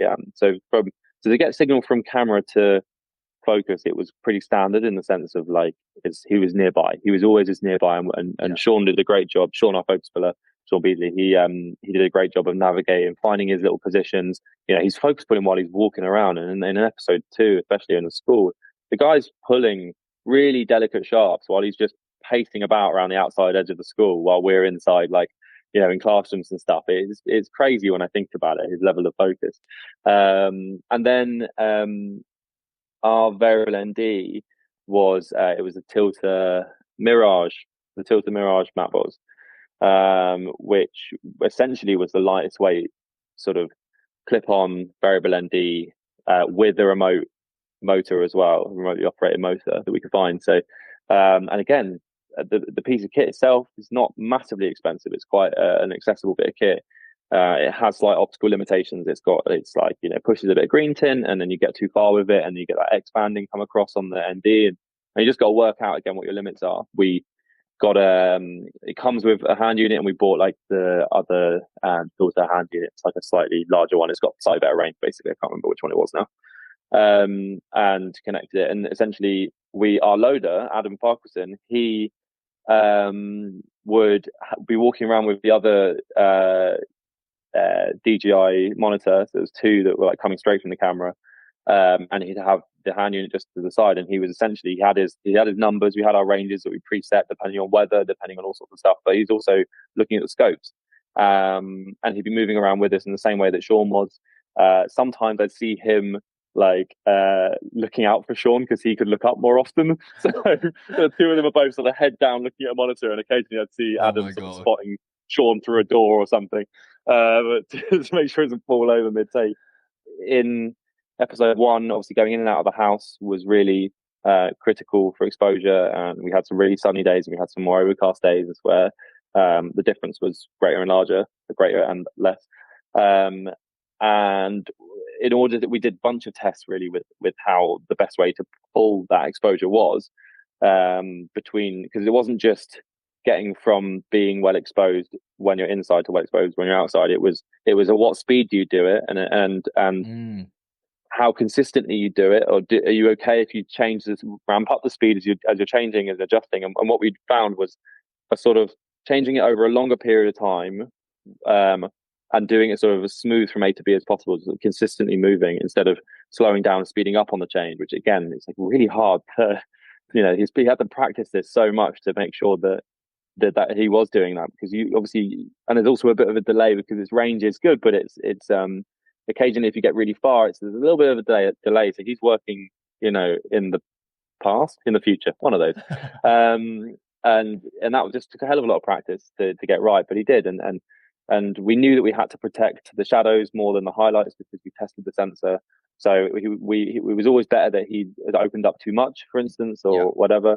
And yeah, we just knew those limitations through grading and through playing with the footage. And the DJI sensor seemingly really good at protecting the highlights, even when we dropped down to 422 and stuff. So that was always something we knew was a bit of a safety net, was always slightly overexposed by a stop or so, if in doubt, in one of those moves.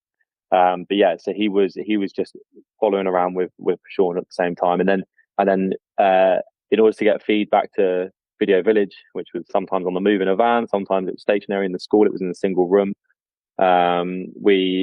In episodes 1 and 4, when it was in a van on the move, it was about, I think we had a like an antenna array type thing on the roof of the van that was collecting as much signal as it could, and it was always keeping the van within range in both those episodes. And then in 2, because we were in a school and we were covering loads of ground across through loads of walls, we had I can't remember the number of receivers now, but quite a lot of receivers dotted around the school, some outside, some inside, and they were all hardwired back to a desk that they were individually connecting to the strongest feed at any one time and sending that to our director and to our first AD, because obviously they all need, like, our first AD needs to see an image at all times in order to know when to cue all of the things that are happening. So the video department were unbelievable.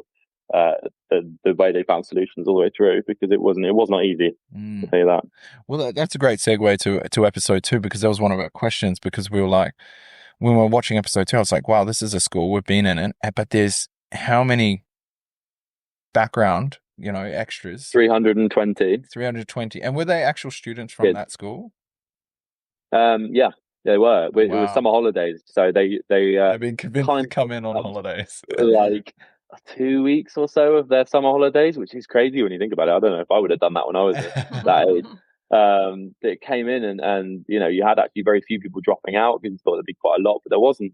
And they were really, it was a testament both to the kids and to the ADs and the chaperones as well, for getting these kids in a mindset where they were really up for it. Like, they felt like they were part of the team, so they would play ball all the way through. Like, we didn't have we had a lot of people looking down the lens, as you'd expect.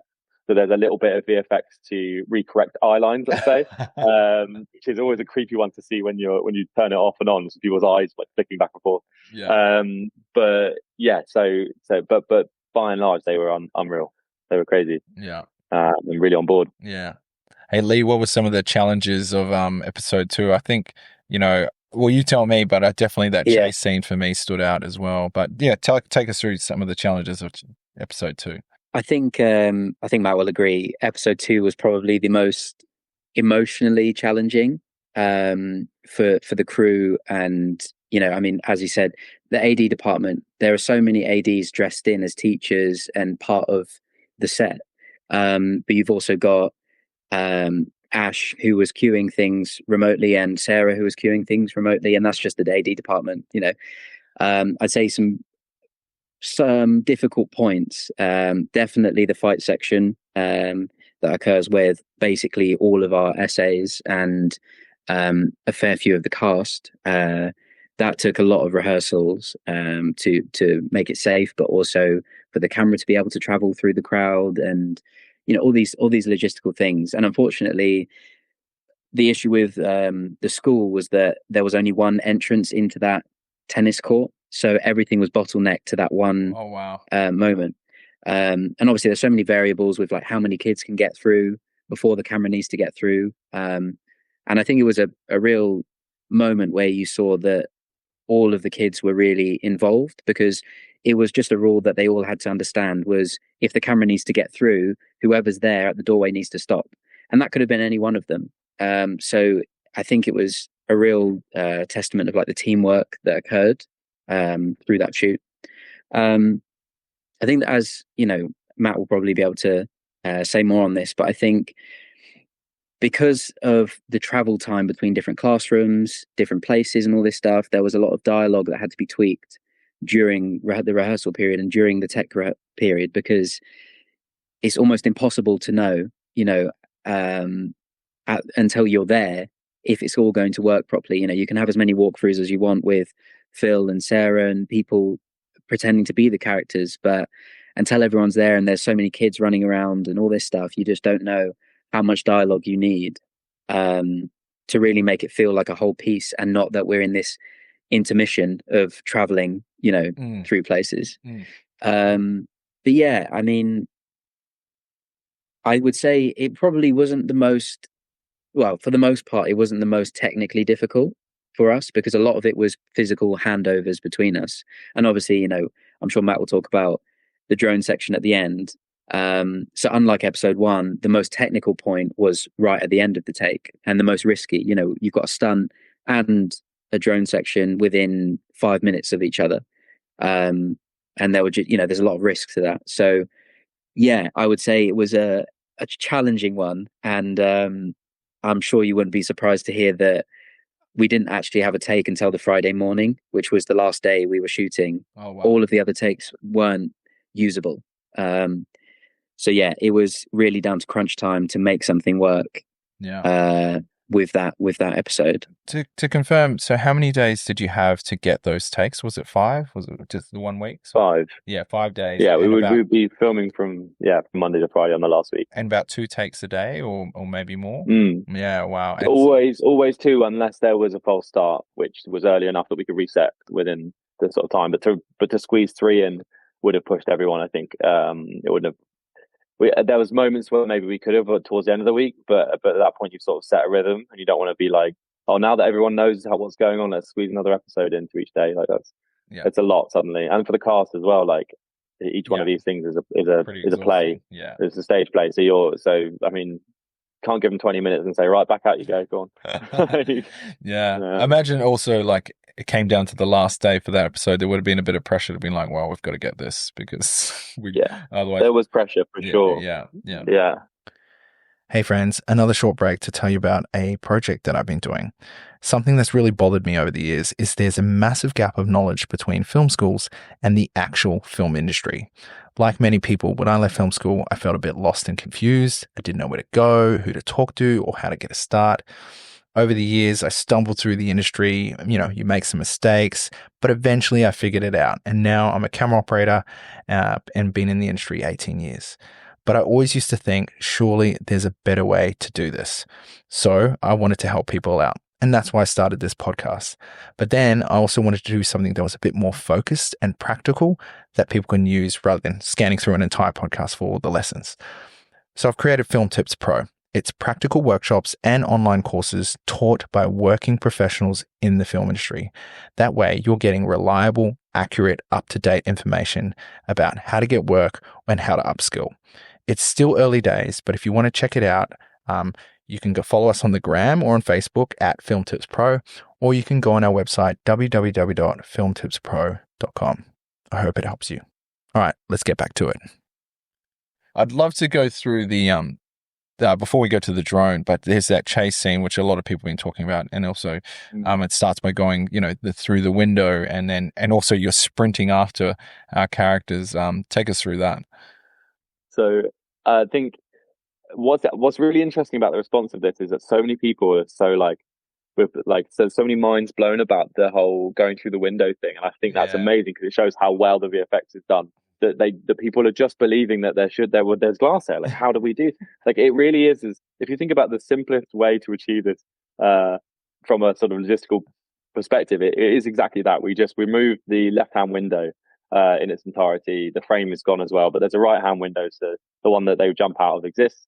The left-hand one to move the camera through is entirely gone, and then our VFX team CG'd the window back in using the other one as a reference and shooting some plates and stuff, and they brought it in, and so then basically you just have the effect of the camera just popping through the glass.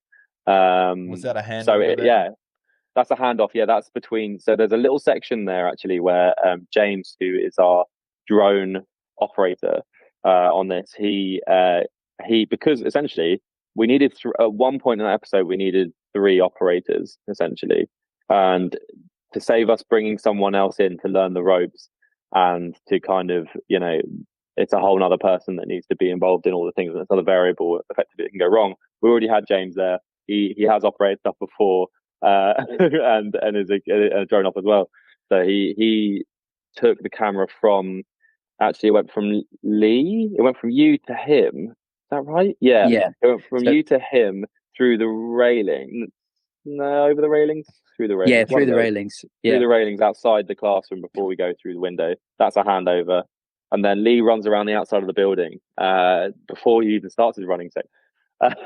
He's running already to get to the outside of the building to that window, and then James was operating that section from the railing through, and then approaches the window and then passes it out to Lee again, and Lee takes it down the chase. And then the running section there is Lee up until he passes it back to me. I'm on the front of a tracking vehicle out in the car park, and so as we come down the side of the school. There's a bit of a grassy area that they cut across the corner of slightly, and then the camera turns left and start to move up the hill, sort of up the car park up a hill slightly, and we knew that we didn't want this chase to just be behind someone, just following the back of Ashley as he's running. Like you want to feel like the camera can overtake people and be more dynamic than that. So then there's one of my favorite handovers, which is me on the front of a tracking vehicle. Lee's done that full sprint, and then it's a real pass the baton moment where we start moving up the hill. I'm like leaning over to receive the camera over a barrier, and Lee hands it to me on the run just before we reach a lamppost, which as we would get more confident each time would get closer and closer to the handover, because Lee would wait a little bit longer so the handover was even smoother instead of him throwing it at me, sort of thing. So that handover would get more sort of it would get. I mean, we were, by the end of the week when it was also getting really down to the wire of actually getting the episode, we were honestly a foot away from that lamppost. And there was some moment. I was one take. I don't think it was on the Friday. It was one where I snatched it. You threw it at me and I snatched it, because we both realised we were that lamppost was about to smash into the camera. So yeah, it was that was a bit of a spicy handover, that one. And then we go up. I then got the camera on a tracking vehicle. I'm in the sort of 2-shot chasing alongside them. They get to the top of the road as they're about to cross top of the car park. They're about to cross the road. And I step off of the tracking vehicle. I get sort of unclipped by the grip sat next to me, and I walk and I run after them across the road where there's a stunt where 2 vehicles have to slam their brakes on. So obviously the whole road is controlled by us at that point. I think we had a half an hour window to control the road every hour, so we had the half an hour window to. I guess technically when we start the take, the road is not locked, which is like, that books me out when I think about it, but that's what we had to do. And then we run across the road, and then we do that whole bit. So that chase, I mean, I initially had it in mind that I was going to do that chase, and then I pulled a sickie, and I said that my knee was too painful, and then it was in rehearsals that I said to Lee, "Can you do it, dude?" Because I really wanted to. I was hoping I would, like, my knee would be in a better place. I took all the Nurofen, and I was like, come on, I really want to get this section, because it was always such an exciting section to do, but I had to be sensible. There's no point in, like, hurting yourself long term. And Lee is, like, arguably more athletic than me anyway. Like, we probably ended up with a better scene because of it. Oh man, I'd love to see. Is there any behind the scenes of that, Lee sprinting and handing it off to you when you're on a tracking vehicle? Yeah, there is. I've got there was I think my GoPro 360 was on the tracking vehicle for one of the rehearsals. Wow. So there is a handover that we've got. So once I've got time, because we're on a job at the moment. Once I've got time to go through, I'll try and post a bunch more of the behind the scenes that didn't get shown on the Netflix promos. Yeah, because there's so much good stuff. Totally. I feel hilarious. Like the Netflix promos, I'm like, they're just chopping and cutting. I was like, no, just hold on to the shot. I want to watch what they're up to, Yeah, and then let's go through so the drone and how you attach the Ronin 4D to the drone and flying off. And I think that's when I really got a sense. I was like, wow, there's a school and then also a whole town that's involved in the show, and I think there was like kids in the playground, and take us through that shot. Yeah, so the kids in the playground, the kids on the street and stuff all leaving, that was all obviously us. Like, there was no one there that shouldn't be there. So we dressed in the road and had people at the car park at the end where the crime scene was, and kids in the playground, all that sort of stuff. That was all populated by us. So the drone was a fun saga on the shoot. So we'd always planned. No, okay, we hadn't always planned. There was it's now known. I think Jack said it in one of the promos actually that we were going to start with, like, walking down the road, so effectively like a scene. Well, I played that down. That sounds really rubbish, and it's better than that. But essentially, there was going to be this chase on foot, and then they were going to run and end at the crime scene, like an earlier version of the script. We were going to end at the crime scene, have that moment there, and then the camera was going to travel back by itself. And I read that, like, in prep, and I kept on raising it, sort of being like, I'm worried that this is going to feel. I mean, it's so unmotivated that the camera could do this. Like, it feels like the camera becomes a person walking down the street. There was other ways of doing it. I think maybe on a vehicle and doing something more interesting. Sort of essentially the scene with it scanning the locals and seeing, like, the knock-on effects of everything that's happening. But I think it would have felt too disconnected from anybody. So I said, if we want this beat of traveling, could we swap some things around and essentially have, if we want to see the crime scene, so we want to travel further away, could we move that to the end of the episode? Could we fly to it, essentially? So we just sort of lift off and fly. And I didn't know if we could achieve that, but I couldn't. But I felt like if it was on the ground, there would be too much connection to it being sort of like a person walking down the road. That I think it felt like it had to be something really disconnected from anybody and sort of in a sort of floating away. So I literally said it feels like it should float away, and then I was like, oh wait, that means we should probably try and make it float away, right? Like, so then it became the challenge of trying to fly the 4D at the end of a 50-minute long one shot, where we didn't want, to obviously to throw it away because we're doing something too ambitious. Because it still needed all of this is like, I guess none of it is trying to be. It's all trying to tell the story in the most efficient way, and in a way that doesn't actually make you, in a weird way, doesn't make you think about the camera. Like, I felt the best way of us not thinking about the camera was for the camera to take off, not, oh, I want a cool thing for my show reel. Let's put the camera on a drone. Like it was a more considered approach to it. But initially the idea with that was that it was going to take off and fly over the crime scene and then cut. Like, we just sort of, like, it would be lassoed away, and you sort of see, it's like the camera's been thrown up the street, and then you just sort of drifting, and then at the end of the drift, you see this crime scene underneath, and you realise that's the crime scene, that the crime that we're talking about has been committed in. And then it was going to cut, but and that's what we were working off of up until the which is what we were rehearsing up until the Wednesday morning of the shoot week. So we spent 2 days sort of actually doing takes before then, and on Tuesday afternoon, I think Phil came to me and said that there was notes from the Netflix execs, and they just wondered if we could add a beat in at the end of this where Stephen Graham his character is at the car park and he's looking over the murder scene, and he's he's feeling guilty, and you tie the family back in, which then leads into some later beats as well, but reminds the audience of that their existence in the story. And initially, and so it was a curveball because I think there's one thing taking off and flying this camera, and I guess in a second we'll get to how we did it, but then coming down to land, when I knew we only had a few more days to try and get the episode, obviously, I mean, it's not a secret, I was a bit pissed off. I was like, this is wild, guys, this is super risky, but they were like, yeah, but it's gonna really like bring this episode right around. So I had to just we had to pursue it, I guess, and we did. And annoyingly, the team is so good that we, the drone team, so like James and Aaron and Grips, who had to work out how we were going to catch the thing, and we practiced basically on that Wednesday morning. And we lost the opportunity to shoot a take in order to practice, and so we had a morning effectively to work it out. So we choreographed having a van that a lot of the crew hop in. So.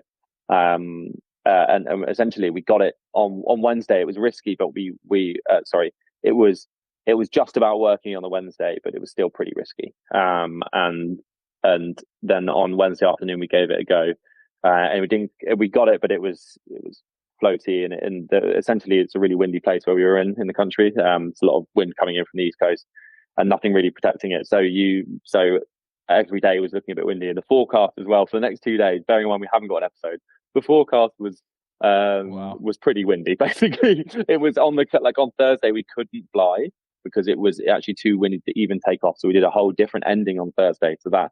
So we stayed on the ground and ended on a close up of Stephen near the school, effectively. And then on the Friday we managed the wind had come down, and we managed to go for the taking off a landing version.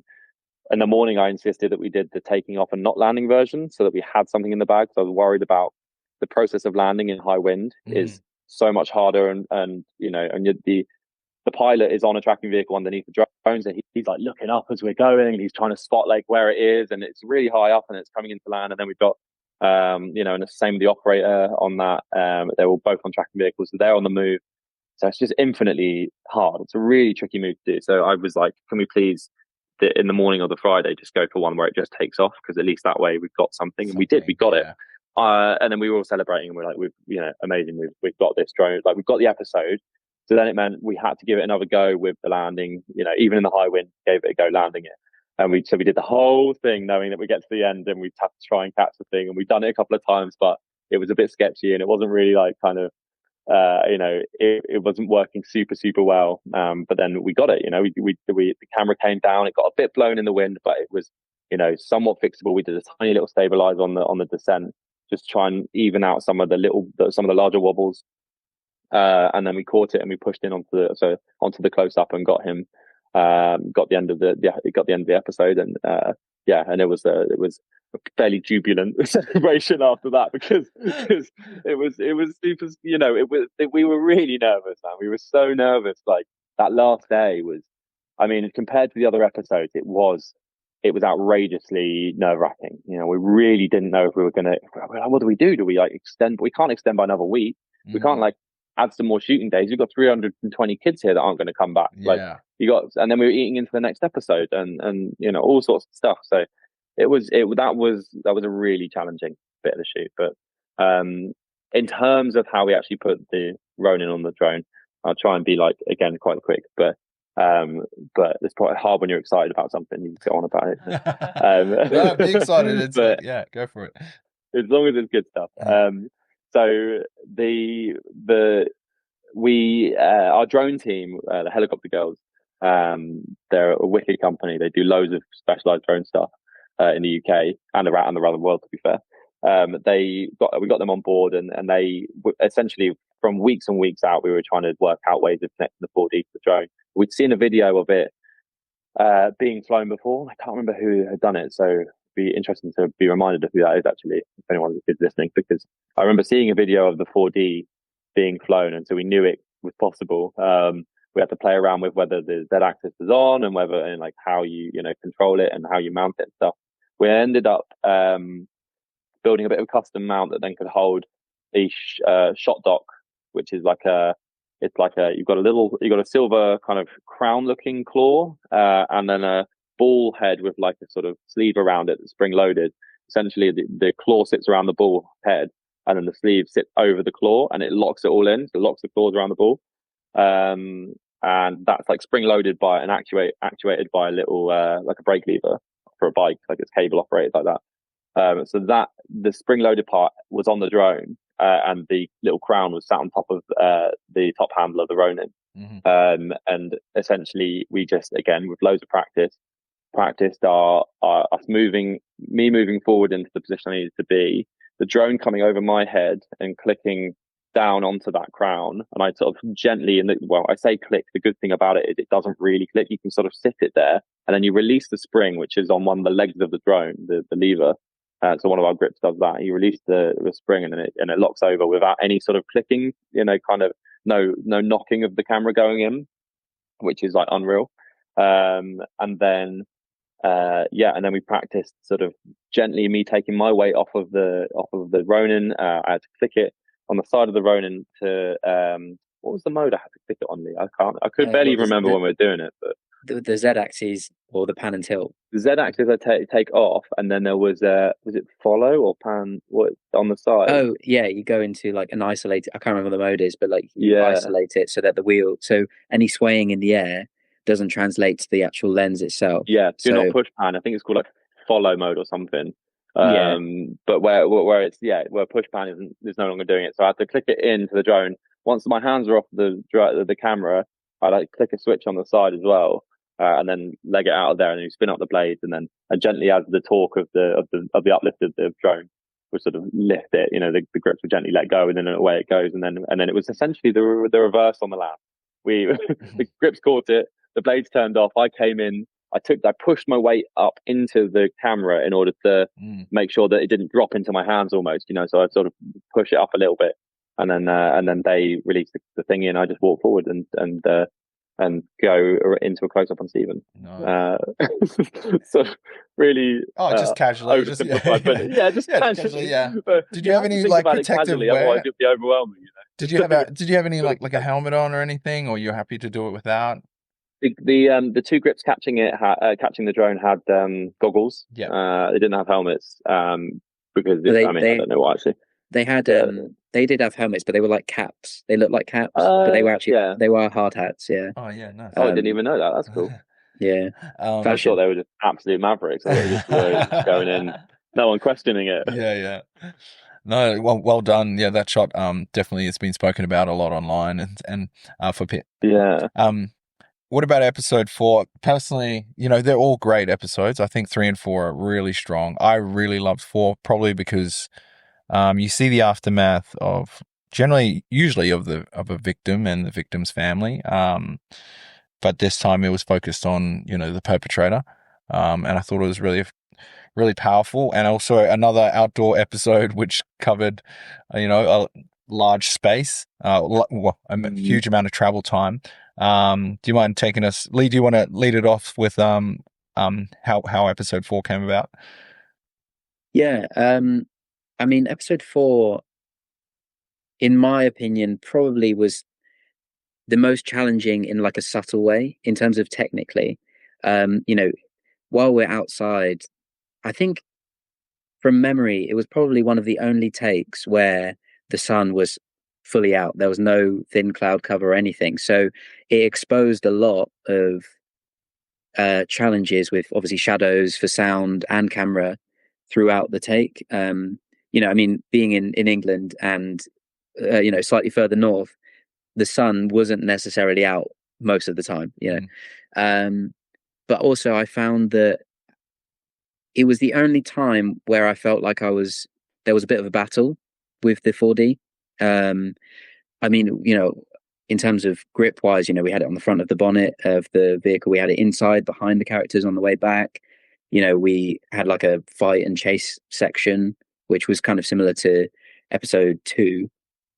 But yeah, it was really a nice way, I think, to tie off the whole shoot for us as well, because I think it was a combination of both amazing acting and performance that had happened over the previous episodes, but it was also a combination of everything we'd done before, from tracking vehicle stuff to these different handoffs, and also just ending it with something that was really quite simple and really focused on the characters, which I think is a really important thing. And actually something I'd like to mention, just that I remember having conversations with Matt about every episode, and you might notice that pretty much every episode starts with an establisher and ends with an establisher as well. There's never a point where we kind of just drift randomly. Like, there's always a final frame, and we let the actors finish it. We let the actors finish the performance.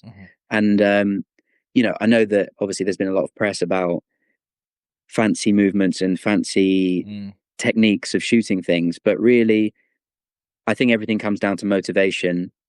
And if it's not motivated, like especially episode 3, then it shouldn't be there. And I think obviously the drone section is probably the only moment where we kind of break that rule, and I think it's justified. Yeah. So anyway, bringing it back to episode 4, logistically, the journeys had to feel different from what we'd done in episode 1, and Matt's ideas, coming up with a way we could watch the family but keep it dynamic still, was I think one of the big challenges. And Pat, once again shouting his name out, but Pat Gillespie, with proposing this slider on the front of the vehicle, and using that as a way to keep it dynamic with movements, but also being able to control the camera and give it some energy while they were traveling, was partly limiting, because obviously you have only 1.5 meters of movement side to side, and the rest of it has to be performance based. But unless you were to use a low loader or something like that, which would logistically be difficult in itself to hide, it was kind of one of those technical challenges that I think worked quite well. But if you had all the money in the world and all the time to create things, maybe there would have been a different option. So during the episode, I started off in the shed and passed it off to Matt, who took the bulk of the house section. And this is where, actually, we didn't mention it before, but the gyro controls from the DJI monitors that we had meant that when Matt was going up the stairs, or certain scenarios where it was quite difficult to see, for him to control the camera, I could control it remotely from a monitor. Right. So things mode? Like when, sorry? Is that like in a mimic mode sort of thing? Like the mimic mode. Yeah. So scenarios where we were following characters upstairs and like the camera's right above his head, he couldn't see the monitor, so it meant that we could dual operate certain sections. And yeah, so then Matt places the camera onto the front of the bonnet, and I'm in another van on the wheels, which we're ahead of that vehicle for that journey there. And obviously Matt's then run and jumped in another vehicle to get ahead, of course, and the story continues. But for me, the 4D was quite challenging during that journey. It was because we had it in, I think we put it into FPV mode. That was it. Yeah. Yeah, because obviously the vehicle itself is rocking side to side based on the road. And it would look weird if our horizon stayed true to the real world. Yeah. So work with the vehicle, we had to exactly. Yeah. So, although in the actual take that we use, you can still see that the van is rocking side to side a bit, but during that, I'm basically, correcting the roll slightly and then panning and all that stuff to correct anything that's not not favorable. But it was a good challenge. And I think, the fact that we were able to still pull off something like that without obviously using a low loader and all these other aspects was really impressive for the 4D to be able to do that. Can I just shout out your operating skills on that, by the way? Because like you on the wheels there, you're literally controlling 3 axes at once. You've got 2 arms. Doing roll. Like it's not, you're literally doing you're keeping the headroom as the vehicle's turning corners. You're then panning as well to make sure you're not that the camera isn't panning all off to like to see like some passers by or whatever. And then also you're making sure that the roll's working as well, because obviously, as you say, like the camera of the road is changing the sort of horizon line. It looks weird. I don't know how you did it. I mean, I'm very glad you always did the wheels, because you're way better than me. You know that for sure. Like, my God, I would have struggled doing that. And so, yeah, we very much choreographed it so Lee was on the wheels for sure. I'd love to know. So when it was on, so you're in the house, and obviously the van plays like a central sort of theme to that episode. You know, with what happens to the van. So when was it remotely controlled when it was on the bonnet of the van, or was that Matt? Was that you there holding it at the front of the van? Yes. When the camera's on the bonnet, it's on an electronic slider. That's right. Controlled. So it was just clicked into wirelessly controlled. Yeah. So it was clicked onto it. We used a magnetic mount, which again sort of reduced how much we would be clicking into stuff, and it couldn't be underslung, so it couldn't be on like a shot dock system, because it needed to be a bit more rigid than that to be actually, to look any good and not be bouncing around on a car. So it was a sort of magnetic mount that we click in, and then rest into the mount, and then we turn on the magnet, and then it would be locked in. And then Pat would be controlling the sort of side to side movement. So when he was in the van. Where he must be in the van. Where was he, Lee? Was he in the van? He was like in the back of the van. There was a curtain, and then Pat's right at the back, strapped in with the sound trainee. They're both back there. There's loads of people hidden everywhere. Honestly, it's ridiculous. So he would as we would click onto the slider, he would gently slide across as well. So it was moving as we mounted it, so that also helped disguise any sort of up and down movement, because you also had a right to left movement, and it sort of created like a flow, like the camera was drifting into that position and then settling in the middle of the slider. Originally we planned on sliding back and forth during the dialogue, especially when they're dancing or when they're singing, but it ended up being almost like there's too much movement, and it was that whole thing of starting to notice the camera again, if it was, because again it was only sliding on a single line. And then we settled on it just being really to use the slider to mount the camera, settle into the middle, and then again at the end to start drifting left. Yeah. And then I'd take it off and away we go. Yeah.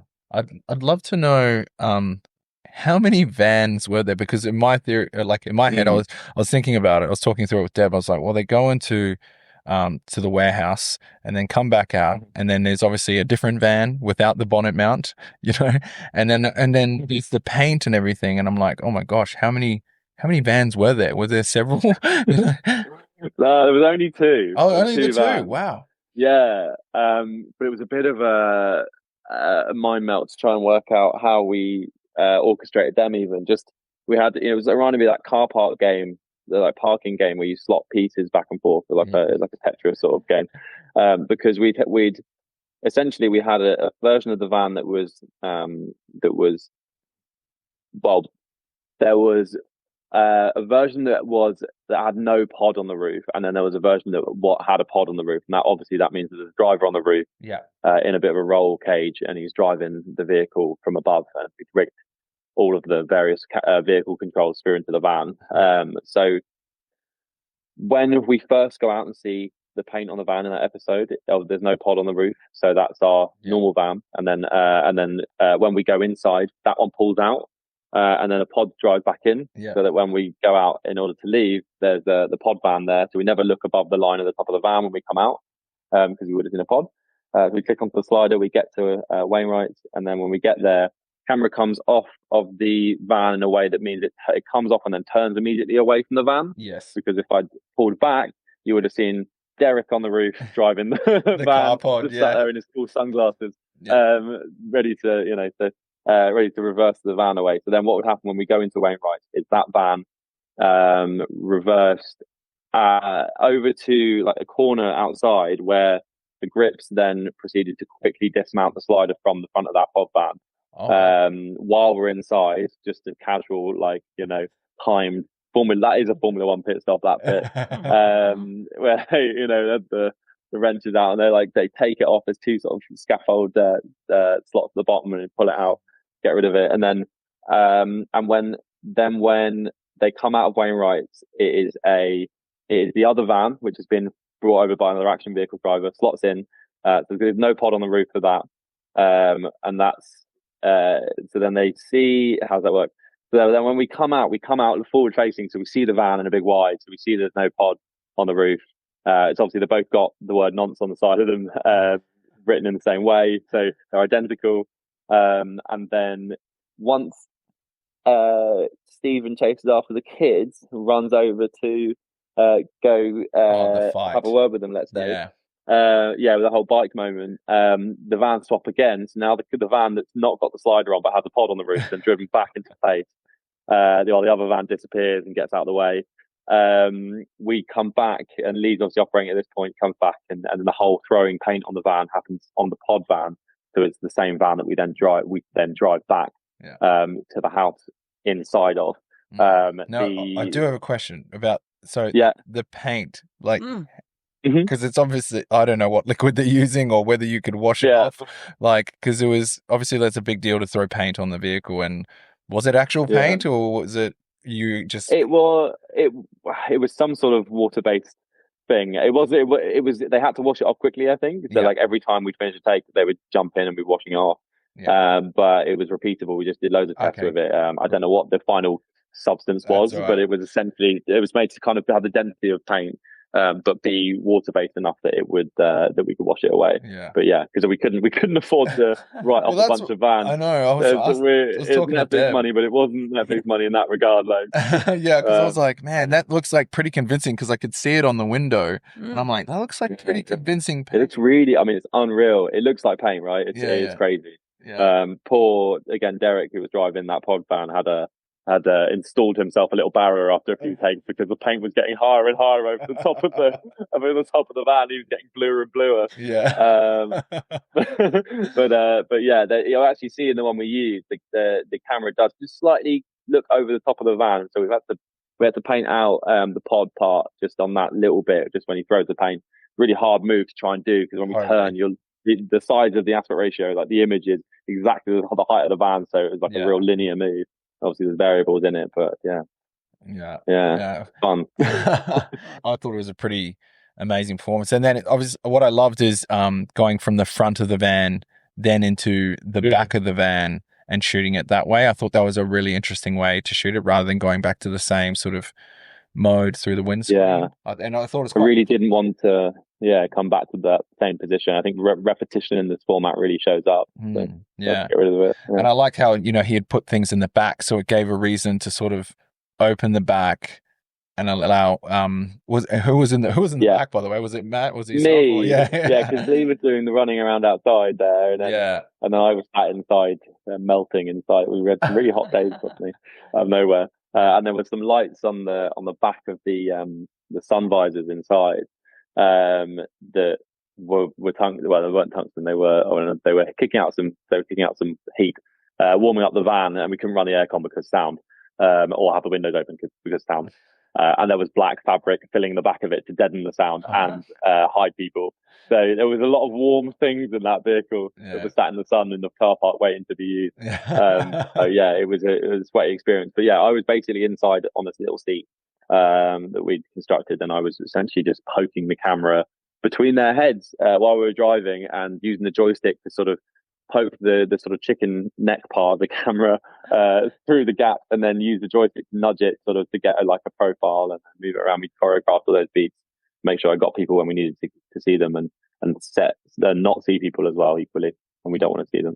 And sit in the awkwardness, because it's a real awkward journey, that one. Oh, totally horrible. That phone call was pretty heartbreaking, and also just them not telling, it's like happy birthday, and them not telling what they've been through through the day because of this young boy's actions.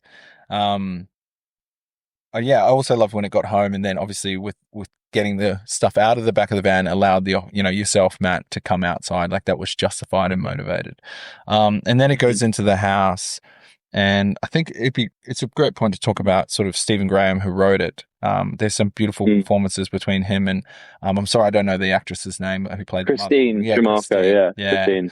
Yeah. Do you mind speaking, or both of you mind speaking about what it's like to work with Stephen and Christine and that final sort of in the house? That last scene was heartbreaking. I mean, that was one. Yeah, I know I was saying earlier that like sometimes you've disconnected enough from it that you don't really notice how powerful something is, but that it was unavoidable because I'm not really like I operate that last section, and I'm not really kind of like, my beats are really far apart. There's no complicated blocking really, so I'm able to sit and watch it, and it's something about being in a room like it. I remember the first time we did a feature film with Phil. There was a scene where one of our actors was breaking down in the middle of a road to her father apart, and I was crying with her, and it was the same in that room, man. I was trying to be professional and boundaried, and it was so hard because their performances are just like, they're so captivating, and it would be different every time as well. I was getting a new thing. I mean, what a privilege to be sat there in front of these crazy like crazily talented people, and be able to get a new performance every day with like different nuances and stuff. They were unbelievable. The entire cast were unbelievable, but especially I think in that scene you really get a sense of how, I think that actually shows really what the one shot ends up with, because at the end of an episode like that, and that was towards the end of the week as well, you've got the level of exhaustion which for a story like this plays so well, and you see it and you feel the fatigue of the parents, and you feel how heartbroken they are because also they are knackered as well. They're really tired, and they're giving their heart into this. And obviously because Stephen wrote it, he knew how, he co-wrote it, he knew what this character was, how to play it, and he gave everything to it. Like, he gave so much. And Christine as well. I mean, there's some lines that she delivers that just shatter my soul. Like, they are outrageous. I think the sort of line about how Stephen says, how do we make her, and then referring to the daughter, and then she's like, the same way we made him. And I watched that, and I remember watching it in the grade and hearing it and being like, I am a blubbering mess. Like, I'm a giant man child now. I am crying like this. I mean, wow. I don't know what more you could say other than, I mean, the whole world has seen it now, and it is powerful stuff. It's so powerful, and it's acting. It's acting. It's crazy. I think it really captured, just a family, and anyone can relate to that. And when they were sitting on the bed, and you've had these amazing shots where you're handing over and chasing things, but that was probably one of the most powerful scenes in it, and it was just you sitting there with the actors. And Lee, what about you? How was it to work with Stephen and Christine and the whole cast? Yeah, I mean, it was the first time I'd worked with any of them, and I think something that I really stuck with me when I came on in episode 1 was the family scene when D.I. Bascom first goes into the room and he leaves, and then they're left there just to wait. And, they both sit down and they say to Lisa, who's the daughter, maybe you should go home and things like that. And I remember in rehearsals when we first picked up the camera, I was on her close-up and I moved up to Stephen because I knew that the scene was about to end and we needed to go to the next section. But he called me out and said, stop, let's just do that again. He was like, you need to stay on her. You need to stay on her until that line is fully delivered, we've received it, and then come up to me. And he was like, I'll wait, but we need to get this moment. And I think that was a prime example of all the actors, to be fair. They were so integral in creating these beautiful moments and understanding what the camera was doing, but also forgetting about it when it really mattered. When it came down to the take, I think all of them were just so in the zone that we didn't exist in their world. But that moment really stuck with me through the rest of the process, because I really thought about, like, why should we move away from this? What as I said before, like, motivation, like, what is the reason we're moving away from this moment? Is there anything better to see? Or are we actually really living the experience of what everyone else is seeing in the same room? And although I wasn't lucky enough to fully witness that last section in episode 4, even the stairs moment at the bottom where Christine is putting the coats up and she's having her moment. I remember at that point I've got the camera and then I pass the camera up to Matt, who's upstairs, and just during that section I was so focused in on just seeing her face. Like, no matter what, it was about seeing her face, which is actually why we developed the idea of passing the camera up instead of following her up the stairs, like in episode 1 where we followed the police. Because I think within those 8 seconds of her walking up the stairs, I think we'd lose a lot by not seeing her face the whole time. And I think Matt will probably agree that I think we learned so much over those episodes that there were just things we naturally instilled into episode 4 that we only wish we'd thought about for episode 1 or 3 or 2. How did you pass that up? Was that just by hand, or was there some sort of pulley or something? So we had our grips made some steps out of some apple boxes, and so as I enter into the house, I come around, and then the grips quietly place the steps behind me. Oh wow! And then I step up and start to reach above my head with the monitor, with the camera, sorry. And Matt's over the railings, grabbing the top handle, ready to take it in to finish off the episode. There's a fun fact about that little beat as well, which I feel like we have to say, which is that Divine, one of our camera trainees, essentially what happens in that handover is that because I'm grabbing that top handle, I can't really see for a little section what the headroom looks like. I can see the angle of the lens, so I can see that if we got her framed up, and I'm push panning as well to line her up. But the headroom was really hard to control. So one of our wonderful trainees, Divine, she was in charge of cooperating that little section for about 8 seconds or whatever you say it was.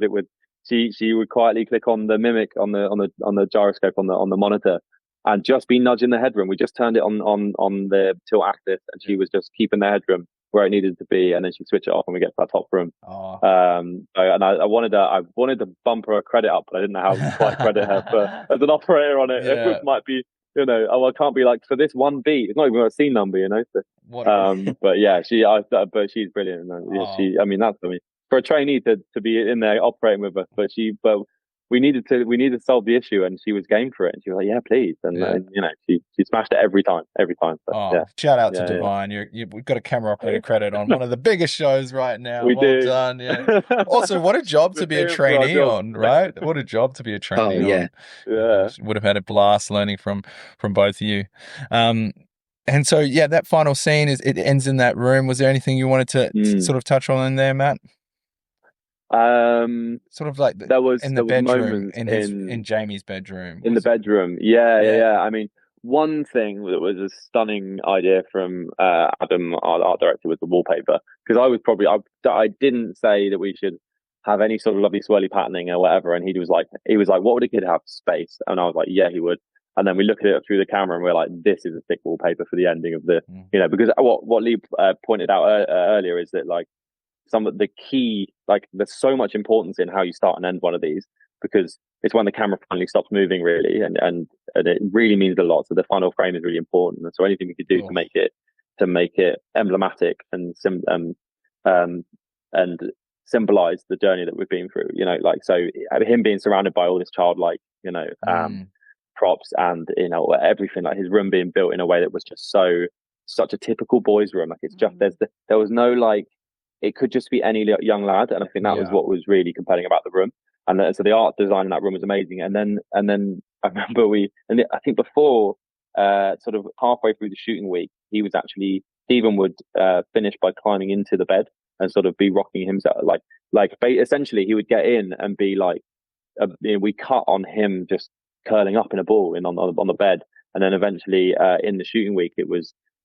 He without telling me and without telling he told Phil and him had discussed it, that he would kiss the teddy and leave, and I was like, they didn't tell me, obviously that would be too convenient, so they didn't do that. So we did this whole take, and then we get to the end, and I'm getting ready for him to get into bed, and so I'm lining it up, and then he just he leans in and puts his face to the teddy, and I'm like, oh, this is new, what's happening here? and then so he like kisses the teddy, and I was like, well, he's not getting into bed, so I'm just going to start pulling back. And so I just start walking back into my final position, and exactly what happens is that he kisses the teddy, and then and then walks out the room, but it was just we did this whole thing, and he put all the effort in, and I was like, oh, you guys didn't tell me that the end had changed. What if I'd misjudged it slightly, But I mean, that wasn't the take we used in the end, but still, it was I remember that Phil was like, "I am so sorry." He was like, "I was seeing it on the monitors, and I suddenly realised that you didn't know what was about to happen." But yeah, I know, yeah, I didn't. Yeah. But yeah, so yeah, that pullback was really hard because it was there's lots of parallax as well in that room. You've got like the red lamp on the right and stuff. So you really get a sense of the up and down movement. So getting that walking backwards smooth was honestly such a massive challenge. Painful. But yeah, painful as well at that point because we were absolutely knackered. So. But yeah, I think that end scene, I think that's been living in my mind for the past week. Even the line he said just breaks my heart. He says like, I should have done better. I should have done better. Yeah, exactly. Yeah. And I was a mess. I think that's been living in my head for about a week or so. But well done. I would love to know, how many takes did episode 4 take, and was it under the same pressure as episode 2? 16 takes. Yeah, so I think it was 16 takes, I want to say. I think it was anyway. Or was that? No, I think it was. Definitely. It was a minimum 14. It was either 14 or 16. Yeah. I think maybe 16 was the school, potentially. But yeah, it was definitely the last take either way. That one was the last take. Episode 3 was the last take. And obviously the school was the last take as well. Episode 1 was take 2, which...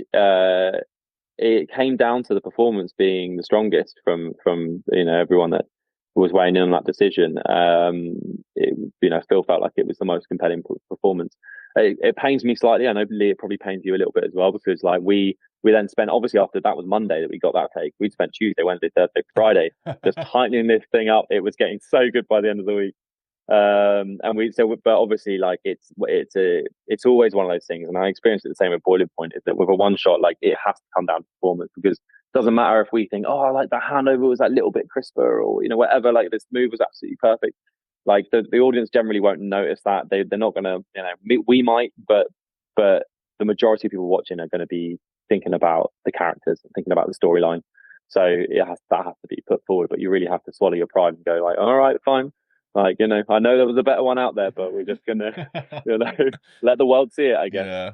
My favorite is like, they're going, this is a one-er, and then you shoot this one-er, but in those films, they're like, and then they end up cutting it up anyway. But obviously in this, they had to commit to the one-er. It just depended which one that they chose. Yeah. So, yeah. I mean, funnily enough, it was down to the point where I remember, I think both Matt and Phil were looking through the footage and saying, oh no, that looks too much like a wipe, we need to change that. That looks too much like there could have been a cut. And so it was very much like actively avoiding these sort of situations where people people think there's a cut anyway, but it is that thing of trying to avoid it feeling like we could have got away with snipping 2 takes together or whatever not.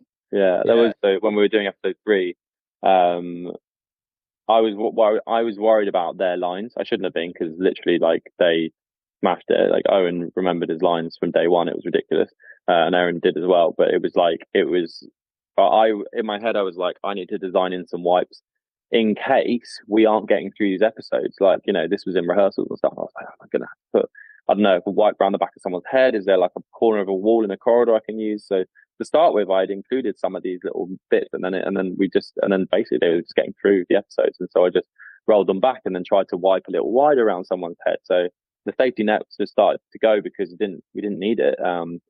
So yeah, and also I don't think I actually even told really anyone that I was doing that, because I didn't want to verbalize that was an option. Like I didn't, because I feel like once you say it, everyone starts to lean in and go, oh well, in that case maybe we can cut it into a couple of sections, and then suddenly you're giving up on, like, the mentality changes, doesn't it? So yes. that's top secret, don't tell anyone. Oh wait, we're on a podcast. No, I think that's right, because then people start, you want everyone to stick with plan A, not think about plan B. So exactly, go all in. Yeah.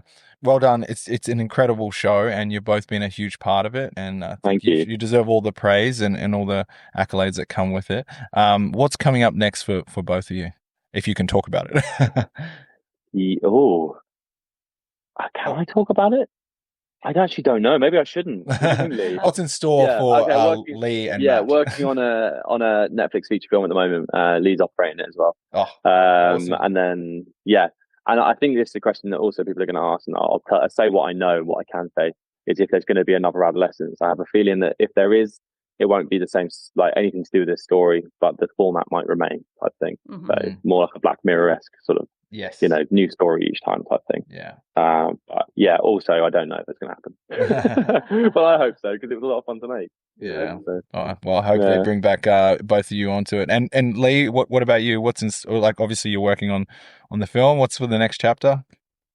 Yeah, I mean, I think my journey of working in long form has kind of just begun, and it's a crazy way of starting that, to be fair, but yeah, I mean, I hope that I can kind of continue to learn from, especially loads of other people. There's so many amazing operators and DPs and people that I think I just want to soak it all up, and hopefully we make bigger and better things. And as Matt said, if there is another one, not that who knows, but if I have the honor of kind of being back on that, then hopefully doing an even better job and taking what we've learned from this series and making something even better. Yeah, the future's bright for both of you, and I look forward to seeing your work. And maybe this time Matt will be sprinting and you'll be in the tracking vehicle. That's it. Oh yeah, I'm going to be sitting. Dude, I got to look after my knees, man. I'm already. It's all yours. Yeah, exactly. Lee, this one, I think you should take this section. Yeah. No, all right, well done, and thank you so much for coming on the podcast and sharing some stories from Adolescence. Thank you very much. It's been really fun. Thanks for having us. Thank you. Well done to everyone on the Adolescence film crew. The miniseries has become a global phenomenon. I'm sure they will get plenty of awards and accolades in the future, as they should. If you want to check out Matt's work, you can follow him on the gram. His handle is @MattLewisFilm. If you want to check out Operator Lee Brown, his handle is @_SteadyLee_. Can't wait to see what they both get up to in the future. If you're liking the podcast, hit subscribe as we bring out weekly episodes. And humble brag, our podcast is growing and we've got some amazing guests coming up. So you don't want to miss out our next episodes. For example, our next episode is with cinematographer Mandy Walker, AM, ASC, ACS. Very excited to share it with you. So hit subscribe so you can stay up to date. And lastly, a favor to ask. If you dig this podcast and it's helped you out, it's inspired you, please leave us a rating or review on whatever platform you're listening to, because that would help us out. The more people do that, the more the podcast grows, the better the production gets. Heck, we might even go to video. Wouldn't that be fun? But if you do that, it really helps us out. And always feel free to message me on Instagram. My handle is lucas21_operator. Always love hearing from you. All right. Catch you next week. See ya.